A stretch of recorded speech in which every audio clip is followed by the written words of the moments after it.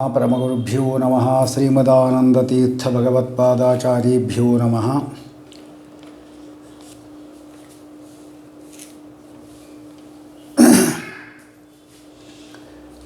अभ्रमं भंगरहितम् अजडं विमलं सदा आनंदतीर्थमतलं भजे तापत्रयापहं। चित्रैः गंभीरैः वाक्यैमानैरखण्डितगैः गुरुभावं व्यञ्जयन्ति भातिश्री जयतीर्थवाक्। मूकोऽपि यत्प्रसादेन मुकुन्दशयनायते राजराजायते रिक्तः राघवेन्द्रं तमाश्रये। ರಾಘವೇಂದ್ರ ತೀರ್ಥರ ಪ್ರಾತಃ ಸಂಕಲ್ಪ ಗದ್ಯ ಏನಿದೆ ಅದು ಯಾವ ರೀತಿ ಬೆಳಗ್ಗೆಯಿಂದ ಹಿಡಿದು ನಾವು ಮಾಡತಕ್ಕಂಥ ಸಮಸ್ತ ಕರ್ಮಗಳು ಏನಿದೆ ಅದನ್ನು ಸಂಕಲ್ಪ ಹೇಗೆ ಮಾಡಬೇಕು ಎಂಬುದನ್ನು ತೋರಿಸಿದರೆ, ಆ ಮಾಡಿರತಕ್ಕಂಥ ಕರ್ಮ ಏನಿದೆ ಅದನ್ನು ರಾತ್ರಿ ನಾವು ಮಲಗಿಕೊಳ್ಳುವಾಗ ಎಲ್ಲವನ್ನೂ ಕೂಡ ಪರಮಾತ್ಮನಿಗೆ ಸರ್ವ ಸಮರ್ಪಣವನ್ನು ಮಾಡಬೇಕು. ಯಾಕೆಂದರೆ ನಮ್ಮದು ಯಾವುದೂ ಕೂಡ ನಮ್ಮ ಚಟುವಟಿಕೆ ಯಾವುದು ಸ್ವತಂತ್ರವಾಗಿ ಯಾವುದೂ ಇಲ್ಲ. ತತ್ವಾಭಿಮಾನಿ ದೇವತೆಗಳದು, ಅವರಿಗೂ ನಿಯಾಮಕನಾಗಿರತಕ್ಕಂಥ ಮುಖ್ಯಪ್ರಾಣ ದೇವರಿಗೂ ಅವನಿಗೂ ನಿಯಾಮಕನಾಗಿರತಕ್ಕಂಥ ವಾಸುದೇವ ರೂಪಿಯಾದ ಪರಮಾತ್ಮ ಏನಿದ್ದಾನೆ ಅವನಿಂದ ಎಲ್ಲ ಕಾರ್ಯಕ್ರಮಗಳು ನಡೀತಾ ಇರೋದರಿಂದ ನಾವು ಸ್ವತಂತ್ರವಾಗಿ ಏನೂ ಮಾಡಲಿಕ್ಕೆ ಸಾಧ್ಯ ಇಲ್ಲ. ಆದ್ದರಿಂದ ನಿನ್ನಿಂದ ನಡೆಸಲ್ಪಟ್ಟಿರತಕ್ಕಂಥ ಈ ಸಮಸ್ತ ಚಟುವಟಿಕೆಗಳು ಕೂಡ ನಿನಗೆ ಅರ್ಪಣೆ ಮಾಡ್ತಾ ಇದ್ದೇನೆ ಎಂಬ ಒಂದು ಸ್ಥೂಲವಾದ ಈ ವಿವರಣೆಯನ್ನು ನಾವು ಆ ಪರಮಾತ್ಮನ ಮುಂದೆ ಇಟ್ಟಾಗ ಅವನು ನಾವು ಮಾಡಿರತಕ್ಕಂಥ ಕರ್ಮಗಳಿದೆ ಅದೆಲ್ಲವನ್ನೂ ಕೂಡ ಪರಮಾತ್ಮನಿಗೆ ಅರ್ಪಣೆ ಮಾಡಿದ್ದಕ್ಕಾಗಿ ಅದನ್ನು ಶುದ್ಧವಾಗಿ ಮಾಡ್ತಾನೆ ಪರಮಾತ್ಮ. ಆ ಕರ್ಮವನ್ನು ಶುದ್ಧ ಮಾಡ್ತಾನೆ. ಕರ್ಮ ಎಂಬುದಕ್ಕಂತ ಹೇಳಿದ್ರಲ್ಲ ಹಿಂದೆ, ಕರ್ಮ ಶುದ್ಧಿ ಪ್ರದೇನ ಅಂತ ಹೇಳಿದ್ರಲ್ಲ. ಕರ್ಮ ಶುದ್ಧಿ ಮಾಡೋದು ಅಂದರೆ ಏನು? ಈ ಕರ್ಮವನ್ನು ನಾವು ಮುಖ್ಯಪ್ರಾಣ ದೇವರ ಮೂಲಕ ಪರಮಾತ್ಮನಲ್ಲಿ ಅರ್ಪಣೆ ಮಾಡಿಬಿಟ್ವಿ ಅಂದರೆ ಆಗ ಕರ್ಮಶುದ್ಧಿ ಎಂಬುದು ಉಂಟಾಗತ್ತೆ ಅಂತ ಹೇಳ್ತಾ ಇದ್ದಾರೆ. ಹಾಗಾಗಿ ಈ ಸರ್ವ ಸಮರ್ಪಣ ಗದ್ಯ ಎಂಬುದನ್ನು ರಾಘವೇಂದ್ರ ತೀರ್ಥರು ಮಾಡಿ ನಮಗೆ ಮಹದುಪಕಾರವನ್ನು ಮಾಡಿದ್ದಾರೆ. ಅದನ್ನು ಮೊದಲು ನಾನು ಪೂರ್ತಿಯಾಗಿ ಓದಿಬಿಡ್ತೇನೆ. ಅನಂತರದಲ್ಲಿ ಅದನ್ನು ಒಂದೊಂದೇ ಪದಗಳಿಗೆ ನಾನು ವ್ಯಾಖ್ಯಾನವನ್ನು ಮಾಡಲಿಕ್ಕೆ ಪ್ರಯತ್ನ ಪಡ್ತೇನೆ. ಮೊದಲು ಆ ಪುಸ್ತಕವನ್ನು ನೋಡ್ತಾ ಇದೆ. ಅದನ್ನು ಶ್ರೀ ಗುರುಭ್ಯೋ ನಮಃ. ಜಾಗ್ರತ್ ಸ್ವಪ್ನ ಸುಷುಪ್ತ್ಯಾಖ್ಯ ಅವಸ್ಥಾತ್ರಯ ನಿಯಾಮಕ. ಇಲ್ಲಿ ಪರಮಾತ್ಮನಿಗೆ 8 ವಿಶೇಷಗಳು ಕೊಟ್ಟಿದ್ದಾರೆ. ಎಲ್ಲ ಸಂಬೋಧನೆಗಳಿದು, 8 ಸಂಬೋಧನೆ ಇದೆ ಇಲ್ಲಿ. ಇದರಲ್ಲಿ ಈ ಸರ್ವ ಸಮರ್ಪಣ ಗದ್ಯದಲ್ಲಿ ರಾಘವೇಂದ್ರ ತೀರ್ಥರು 2 ಭಾಗ ಮಾಡಿಕೊಂಡಿದ್ದಾರೆ. ಮೊದಲನೇ ಭಾಗ ಏನಂದರೆ ಎಲ್ಲ ಪರಮಾತ್ಮನಿಗೆ ಸಂಬೋಧನೆ, ಎರಡನೇ ಭಾಗ ಪ್ರಾರ್ಥನಾ ಭಾಗ ಅಂತ 2 ಭಾಗ ಮಾಡಿಕೊಂಡಿದ್ದಾರೆ. ಅದರಲ್ಲಿ ಮೊದಲು 8 ಸಂಬೋಧನೆಗಳನ್ನು ಹೇಳ್ತಾ ಇದ್ದಾರೆ. ಆ ಪರಮಾತ್ಮನಿಗೆ 8 ಸಂಬೋಧನೆ, ಆಮೇಲೆ ಪ್ರಾರ್ಥನೆ ಮಾಡೋದು ಅಂತ ಹೀಗೆ 2 ಇದೆ. ಮೊದಲು ಅದನ್ನು ಓದ್ತಾ ಇದ್ದೇನೆ. ಜಾಗೃತ ಸ್ವಪ್ನ ಸುಷುಪ್ತ್ಯಾಖ್ಯ ಅವಸ್ಥಾತ್ರಯ ನಿಯಾಮಕ, ಇದು ಒಂದು. ಮದಂತರ್ಯಾಮಿ ಮುಖ್ಯ ಪ್ರಾಣಾಂತರ್ಗತ ವಿಶ್ವ ತೈಜಸ ಪ್ರಾಜ್ಞಾತ್ಮಕ, ಇದಿಷ್ಟು ಒಂದೇ, ಇದಿಷ್ಟು ಒಂದು ವಿಶೇಷಣ. ಎರಡನೇದು ವಿಶೇಷಣ ಹಿಂಕಾರಾದಿ ಷಟ್ಸಾಮ ಪ್ರತಿಪಾದ್ಯ ಷಟ್ಕಾಲ ನಿಯಾಮಕ. ಎಲ್ಲೆಲ್ಲಿ ನಿಲ್ಲಿಸ್ತೇನೆ ಅಲ್ಲಿ ನೀವು ಕಾಮ ಹಾಕ್ಕೊತಾ ಇದ್ದರೆ ಓದಲಿಕ್ಕೆ ಮತ್ತು ಅರ್ಥಕ್ಕೆ ತುಂಬ ಚೆನ್ನಾಗಿ ಅನುಕೂಲ ಆಗುತ್ತೆ. ಹಿಂಕಾರಾದಿ ಷಟ್ಸಾಮ ಪ್ರತಿಪಾದ್ಯ, ಅಲ್ಲಿ ಒಂದು ಕಾಮ ಹಾಕ್ಕೋಬೇಕು, ಅಲ್ಲ ಹೈಫನ್ ಹಾಕೋಬೇಕು. ಷಟ್ಕಾಲ ನಿಯಾಮಕ ಅನಿರುದ್ಧ ಪ್ರದ್ಯುಮ್ನ ಸಂಘರ್ಷಣ ವಾಸುದೇವ ವರಾಹ ನರಸಿಂಹ ಷಣ್ಮೂರ್ತ್ಯಾತ್ಮಕ, ಇದು ಎರಡನೇ ವಿಶೇಷಣ.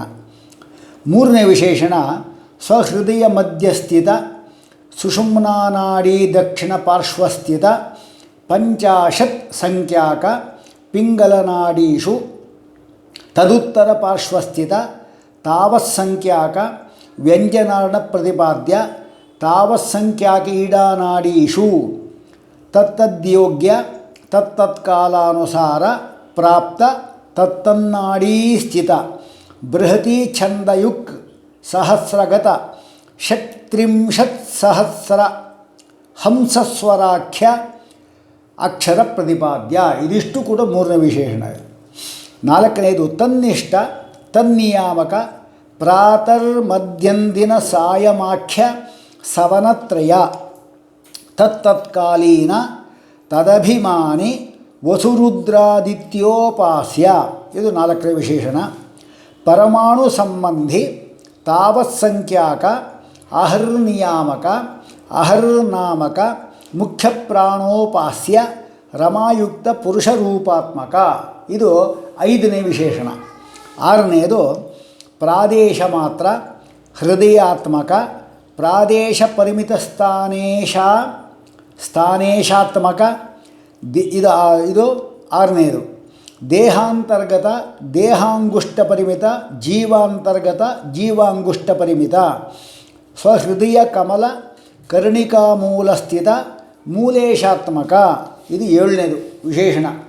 8ನೇದು ತಾವತ್ ಪರಿಮಿತ ಕರ್ಣಿಕಾಗ್ರಸ್ಥಿತ ಬಿಂಬರೂಪೇ ಜೀವೇಶ. ಇಷ್ಟು ಸಂಬೋಧನೆಗಳು.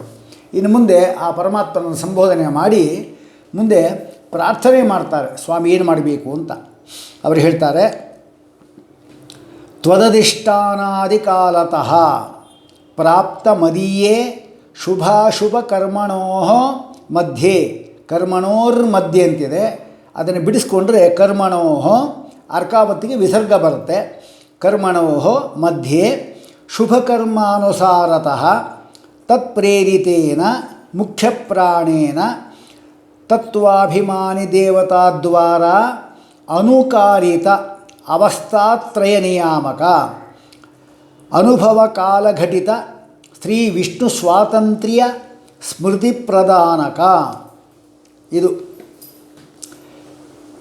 ನಿತ್ಯ ನೈಮಿತ್ತಿಕ ಕಾಮ್ಯಭೇದೇನ ತ್ರಿವಿಧ ವಿದ್ಯಾಶ್ರಿತ ಸ್ವರ್ಣಾಶ್ರಮೋಚಿತ ಸಂಕಲ್ಪಿತ ಭಗವತ್ಪೂಜಾತ್ಮಕ ಕರ್ಮಜನ್ಯ ಫಲೇನ ಅಪರೋಕ್ಷಜ್ಞಾನಾತ್ ಪೂರ್ವತಃ ಕರಣಶುದ್ಧಿದ್ವಾರ ತದುಪಾಸಕೇನ ತತಃ ಪರಂ ಭಗವದಿಚ್ಛೆಯ ಪ್ರಾಪ್ತ ನಿಜಗುರೂಪದಿಷ್ಟ ಸ್ವಬಿಂಬ ವಿಷಯಕ ಪೂರ್ಣ ಸಚ್ಚಿದಾನಂದಾತ್ಮಕ ಚತುರ್ಗುಣಾದ್ಯುಪಾಸನ ಜಿಜ್ಞಾಸಾದಿಭಿಃ ಸ್ವಬಿಂಬಾಪರೋಕ್ಷಜ್ಞಾನೋತ್ಪಾದಕೇನ ಮನುಷ್ಯೋತ್ತಮಮಾರಭ್ಯ ಚತುರ್ಮುಖಪರ್ಯಂತಾನಾಂ ಪಂಚವಿಧ ಮುಕ್ತಿಯೋಗ್ಯಾನಾಂ ಚ ಸ್ವಬಿಂಬೋಪಾಸಿಭಿಃ ಲಿಂಗ ಅಪಗಮೇ ಸ್ವರೂಪಾನಂದಾವಿರ್ಭಾವ ವೈಚಿತ್ರ್ಯ ಆನಂದಪ್ರದ ಜ್ಞಾನೇನ ತ್ವಯಿ ಸಮರ್ಪಿತೇನ ತ್ವತ್ಪೂಜೆಯುವ ಅಸ್ತು. ನಿನ್ನಿಂದ ಏನು ಜ್ಞಾನ ಬಂದಿ ಅದು ನಿನಗೇ ಅರ್ಪಿತವಾಗಲಿ. ಅದೇ ರೀತಿ ಇದು ಒಳ್ಳೆಯ ಕೆಲಸಗಳೆಲ್ಲ ಅರ್ಪಣೆ ಮಾಡಿದ್ದಾಯಿತು, ಕೆಟ್ಟ ಕೆಲಸ ಬೇರೆ ಮಾಡ್ತಾ ಇರ್ತೀವಲ್ಲ ಅದನ್ನು ಅರ್ಪಣೆ ಮಾಡಬೇಕು ಅವನಿಗೆ. ಅದೇ ಇಲ್ಲಿರತಕ್ಕಂಥ ವಿಶೇಷ.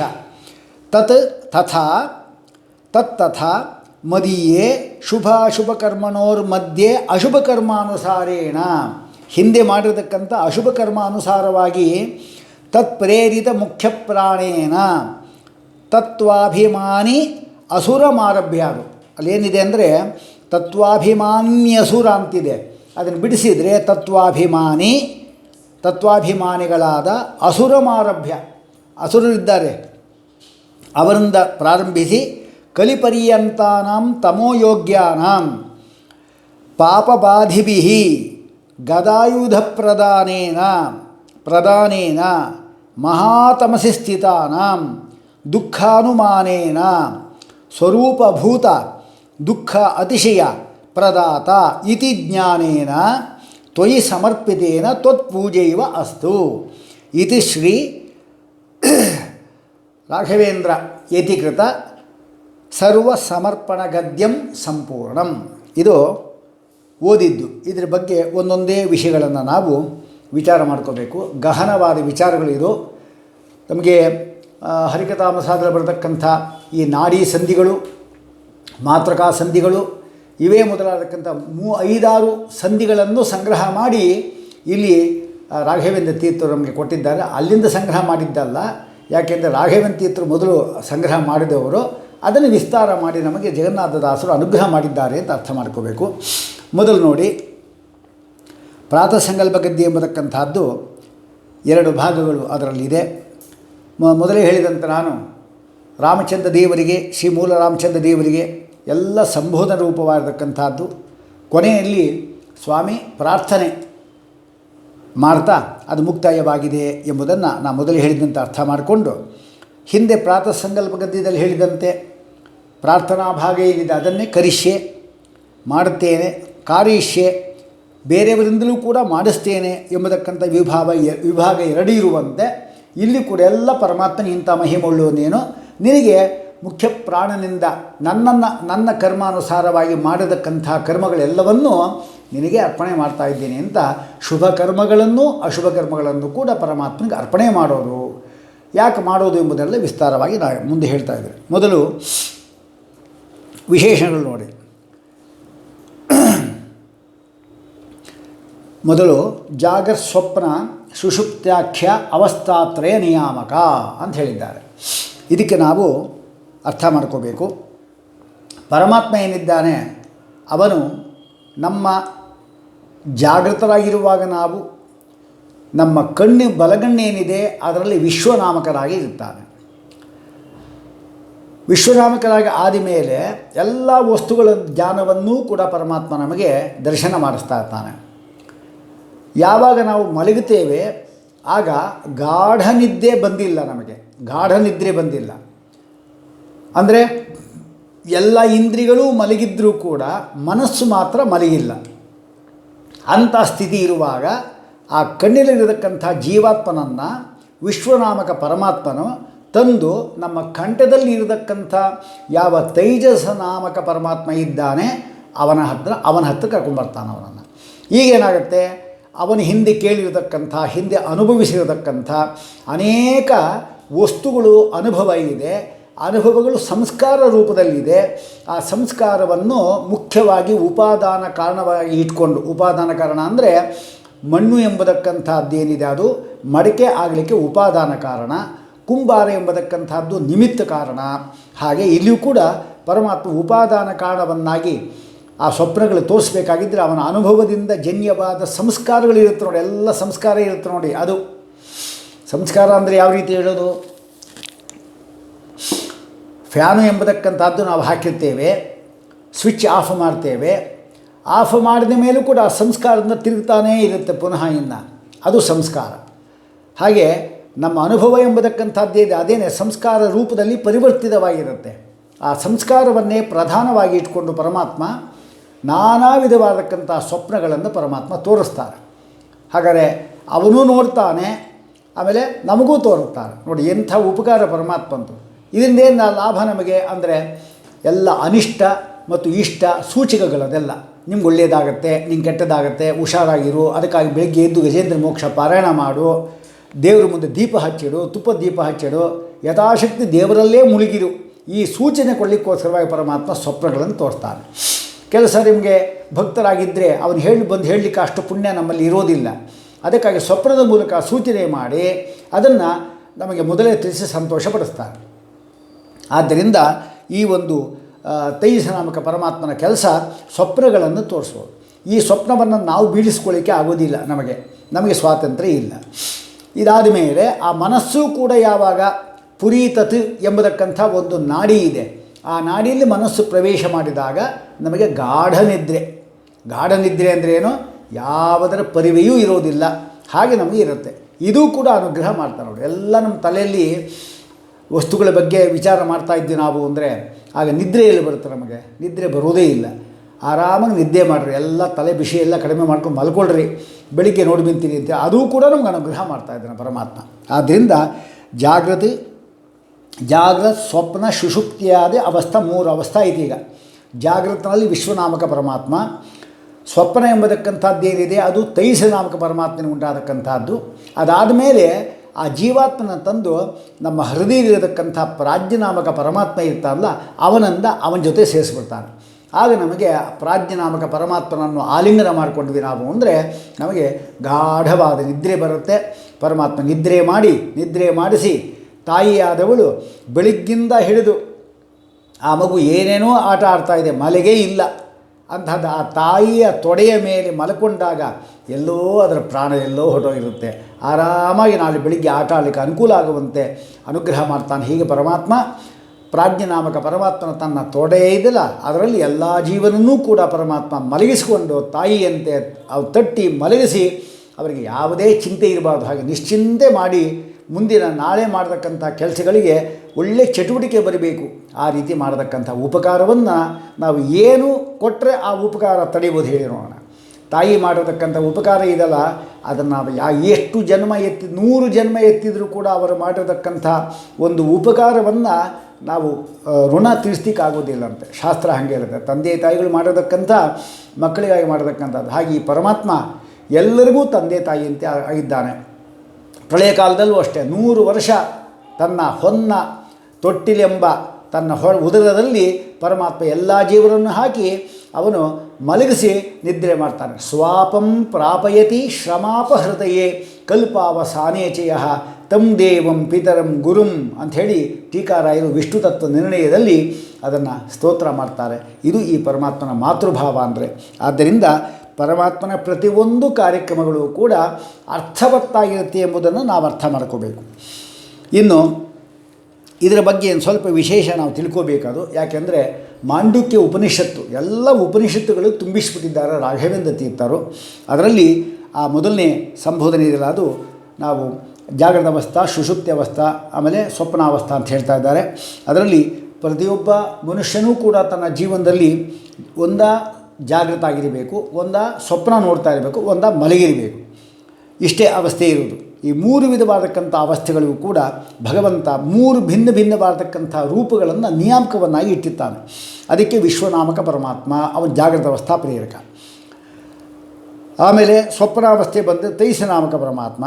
ನಿದ್ರಾವಸ್ಥೆ ಎಂಬತಕ್ಕಂಥದ್ದು ಅದು ಪ್ರಾಜ್ಞನಾಮಕ ಪರಮಾತ್ಮದಿಂದ ನಡೆಯತಕ್ಕಂಥದ್ದಾಗಿದೆ. ಈ ವಿಶ್ವ ತೈಸ ಪ್ರಾಜ್ಞ ರೂಪಗಳು ಹೇಗಿದೆ, ಎಂಥದ್ದದು ಅಂತ ಹೇಳಿದರೆ ಅದನ್ನು ಸ್ಪಷ್ಟವಾಗಿ ಅವರು ಹೇಳ್ತಾ ಇದ್ದಾರೆ. ಏನಂದರೆ ವಿಶ್ವರೂಪ ಪರಮಾತ್ಮ ಇದ್ದಾಗ ಅವನಿಗೆ 10 ಸಪ್ತಾಂಗ ಏಕೋನವಿಂಶತಿ ಮುಖ ಅಂತ ಮಾಂಡುಕ್ಯ ಉಪನಿಷತ್ತಲ್ಲಿ ಹೇಳ್ತಾರೆ. ಸಪ್ತಾಂಗ 7 ಅಂಗಗಳ ಪರಮಾತ್ಮನಿಗೆ ಇದಂತೆ, 19 ಮುಖ ಇದಂತೆ ಪರಮಾತ್ಮನಿಗೆ. ಇದು ಮಾಂಡುಕ್ಯ ಉಪನಿಷತ್ತಿನಲ್ಲಿ ಏನಿದೆ ಅದರಲ್ಲಿ ಮತ್ತು ಆ ಉಪನಿಷತ್ತಿನ ಭಾಷೆಯಲ್ಲಿದೆ. ಅದರ ಮೊದಲನೇ ಖಂಡದಲ್ಲೇನೆ ಆ 2-3ನೇ ಮಂತ್ರದಲ್ಲಿ ಹೇಳ್ತಾ ಇದ್ದಾರೆ. 19 ಮುಖಗಳಲ್ಲಿ ಆ ಮಧ್ಯದ ಮುಖ ಮಾತ್ರ ಆನೆಯಂತೆ ಗಣಪತಿ ಮುಖ ಇದಲ್ಲ ಆ ರೀತಿ ಮುಖ. ಯಾವುದು 19 ಮುಖದಲ್ಲಿ ಮಧ್ಯದ ಮುಖ. ಮಧ್ಯದ ಮುಖ ಅಂದರೆ ಏನು?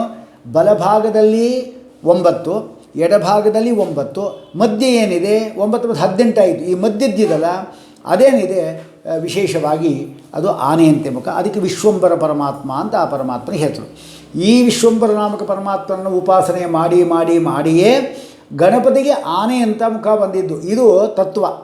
ಅದನ್ನು ಪುರಾಣಗಳಲ್ಲಿ ತಲೆ ತೆಗೆದುಬಿಟ್ರು. ಅದರ ಕಥಾ ಮೂಲಕವಾಗಿ ಆ ತತ್ವವನ್ನು ನಮಗೆ ಮನದಟ್ಟಾಗಲಿಕ್ಕೋಸ್ಕರವಾಗಿ ದೃಷ್ಟಾಂತ ಸಹಿತ ಹೇಳಿರ್ತಾರೆ. ಹೀಗಾಗಿ 19 ಮುಖಗಳಲ್ಲಿ ಆ ಮಧ್ಯದ ಮುಖ ಇದೆಲ್ಲ ಅದು ಆನೆ ಮುಖ. 2 ಪಕ್ಕಗಳಲ್ಲಿ ಮನುಷ್ಯಾಕಾರದ 9 ರೂಪಗಳಿದೆ. ಹೀಗೆ 19 ಮುಖ. ಇನ್ನು 2 ಕಾಲು 4 ಕೈಗಳಿದೆ. ಆನೆ ಸೊಂಡಿರತಕ್ಕಂಥ ಒಂದು ಮುಖ ಬೇರೆ. ಒಟ್ಟು ಎಷ್ಟಾಯಿತು? ಇದು 7 ಅಂಗಗಳು ಅಂತ ಹೇಳಿದಾಗಾಯಿತು. ಒಟ್ಟು ಸಪ್ತಾಂಗ ಅಂತ. ಈ ವಿಶ್ವನಾಮಕ ಪರಮಾತ್ಮನೇ ಮನುಷ್ಯರ ಬಲಗಣ್ಣಲ್ಲಿ ಇದ್ದುಕೊಂಡು ನಾನಾ ವಿಧವಾದ ವಸ್ತುಗಳೆಲ್ಲವನ್ನೂ ಕೂಡ ಪ್ರತ್ಯಕ್ಷ ಆಗುವಂತೆ ಪರಮಾತ್ಮ ಅನುಗ್ರಹ ಮಾಡ್ತಾನೆ. ಅವನು ಜಾಗೃತ ಅವಸ್ಥಾ ಪ್ರೇರಕ ಅಂತ ಹೇಳ್ತಾ ಇದ್ದಾರೆ. ಇನ್ನು ತೈಸನಾಮಕ ಪರಮಾತ್ಮ ಇದ್ದವನು ಮನುಷ್ಯರ ಕಂಠದಲ್ಲಿ ಇರತಕ್ಕಂಥವನಾಗಿದ್ದಾನೆ. ಜೀವರು ಜಾಗೃತ ಅವಸ್ಥೆಯಲ್ಲಿ ನೋಡಿರತಕ್ಕಂಥ ವಸ್ತುಗಳ ಎಲ್ಲ ಸಂಸ್ಕಾರ ಅದನ್ನೇ ತನ್ನ ಶಕ್ತಿಯಿಂದ ಅನುಭವಿಸುವಂತೆ ಮಾಡ್ತಾನೆ ಪುನಃ ಆ ಪದಾರ್ಥಗಳನ್ನು. ಇದು ಕೂಡ ಅಲ್ಲಿ ಹೇಳಿದ್ದಾರೆ. ಅಲ್ಲದೆ ಸೃಷ್ಟಿಯನ್ನು ಮಾಡುವವನು ಯಾರೋ ಅಲ್ಲ, ಪರಮಾತ್ಮನೇ ಎಂಬುದರಲ್ಲಿ ಬ್ರಹ್ಮಸೂತ್ರಗಳು ಕೂಡ ಹೇಳ್ತಾ ಇದೆ. ಸಂಧಿ ಸೃಷ್ಟಿ ಆಹಹಿ ಅಂತ ಸೂತ್ರ. ಸಂಧಿ ಅಂದರೆ ಏನು? ಜಾಗೃತ ಅವಸ್ಥಾ ಆಮೇಲೆ ಸುಷುಪ್ತಿ ಅವಸ್ಥಾ, ಅದರ ಮಧ್ಯದಲ್ಲಿರತಕ್ಕಂಥದ್ದು ಸಂಧಿ. ಆದ್ದರಿಂದ ಆ ಸಂಧ್ಯೆ ಸ್ವಪ್ನದಲ್ಲಿ ಪರಮಾತ್ಮನೇ ನಾನಾ ವಿಧವಾದಕ್ಕಂಥ ವಸ್ತು ಸೃಷ್ಟಿ ಮಾಡ್ತಾನೆ. ನ ತತ್ರ ರಥಾಃ ನ ರಥಯೋಗಾಃ ಅಥ ರಥಾನ್ ಸೃಜತೆ. ನೋಡಿ ಪರಮಾತ್ಮನ ಮಹಿಮೆ. ರಥ ಇಲ್ಲ, ಮಾರ್ಗ ಇಲ್ಲ, ಆಮೇಲೆ ಕುದುರೆಗಳಿಲ್ಲ. ಅದೆಲ್ಲವನ್ನು ವಾಸನಾಮಯವಾದಕ್ಕಂಥ ವಸ್ತುಗಳನ್ನು ಪರಮಾತ್ಮ ತೋರಿಸ್ತಾನೆ ಅಂತ ಅಲ್ಲಿ ಹೇಳ್ತಾ ಇದೆ. ಇನ್ನು ಛಾಂದೋಗ್ಯೋಪನಿಷತ್ತು ಮತ್ತು ಬೃಹದಾರಕೋಪನಿಷತ್ತಲ್ಲಿ ಕೂಡ ಇದರ ಬಗ್ಗೆ ಬೇಕಷ್ಟು ವಿಚಾರಗಳು ಬರ್ತಾ ಇದೆ. ಅಂತಹ ತೈಸ ಇದ್ದ ಅವನು ಅಷ್ಟೇ ವಿಶ್ವನಾಮಕನಂತೆ ಸಪ್ತಾಂಗರಾಗಿದ್ದ ಅವನು ಕೂಡ ಏಕೋನವಿಂಶತಿ ಮುಖಾನೆ. ಆದ್ದರಿಂದ ಪ್ರಾಜ್ಞನಾಮ ಪರಮಾತ್ಮ ಇದ್ದ ಅವರ ಹೃದಯಲ್ಲಿ ಇರ್ಕೊಂತ ಆಗಿದ್ದಾನೆ, ಹೃದಯಲ್ಲಿ ಇರ್ತಾನೆ. ಆದರೆ ಆ ಜೀವ ಇರ್ತಾನಲ್ಲ ಅವನು ಬಾಹ್ಯ ಪ್ರಪಂಚದಿಂದ ಒಳಗೆ ಬಂದು ಪುನಃ ಯಾವುದನ್ನು ನೋಡೋದಿಲ್ಲ. ಅದು ಆ ರೀತಿ ಮಾಡಿ ನಿಶ್ಚಿಂತತೆ ಉಂಟು ಮಾಡ್ತಾನೆ. ಈಗ ನಿದ್ರೆ ಕೊಟ್ಟಾಗ ಪರಮಾತ್ಮ ನಮ್ಮ ಮೋಕ್ಷ ಸುಖದ ಏಕದೇಶದ ಇದೇ ನೋಡು, ಇದೇ ವೈರ್ ಬಿದ್ದಿದೆ ನೋಡು, ಕಟ್ಟೈತೆ ನೋಡು, ಇಲ್ಲ. ಹಾಗಾಗಿ ಈ ಒಂದು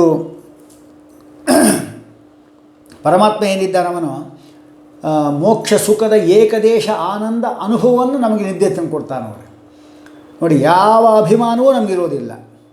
ನಾವು ಮಲಗುವ ಮೊದಲು ದುಡ್ಡಿನ ಗಂಟನ್ನು ನಮ್ಮ ಪಕ್ಕದಲ್ಲಿ ಇಟ್ಕೊತೇವೆ. ಯಾರು ತಗೋಬಾರ್ದು ಎಂಬುದು ಗಟ್ಟಿಗೆ ನಾವು ಇಟ್ಕೊತೀವಿ ಅದನ್ನು ಭದ್ರ. ಆದರೆ ನಿದ್ರೆ ಬಂದ ಕೂಡಲೇ ಆ ಗಂಟೆಲ್ಲೋ ಅವನೆಲ್ಲೋ ಯಾವುದರ ಮೇಲೆ ಅಭಿಮಾನ ಇರುವುದಿಲ್ಲ. ನಿದ್ರೆಯಲ್ಲಿರೋದು ಒಂದೇ, ಯಾವುದು? ಒಂದು ನಾನು ಎಂಬುದಕ್ಕಂಥ ಜ್ಞಾನ ಇದೆ. ಯಾಕೆಂದರೆ ನಿದ್ರೆ ಆದಮೇಲೆ ನಾನು ಎಂಥ ನಿದ್ರೆ ಮಾಡಿದೆ ಗೊತ್ತಾ ಅಂತ ಹೇಳ್ತಾ ಇರ್ತಾರೆ. ಇದೊಂದಿರುತ್ತೆ. ನಾನು ಇಷ್ಟೊತ್ತು ಅಂತ ಹೇಳುವಾಗ ಕಾಲದ ಜ್ಞಾನ ಇರುತ್ತೆ ಅವನಿಗೆ, ಇನ್ಯಾವುದ ಜ್ಞಾನವೂ ಇರೋದಿಲ್ಲ.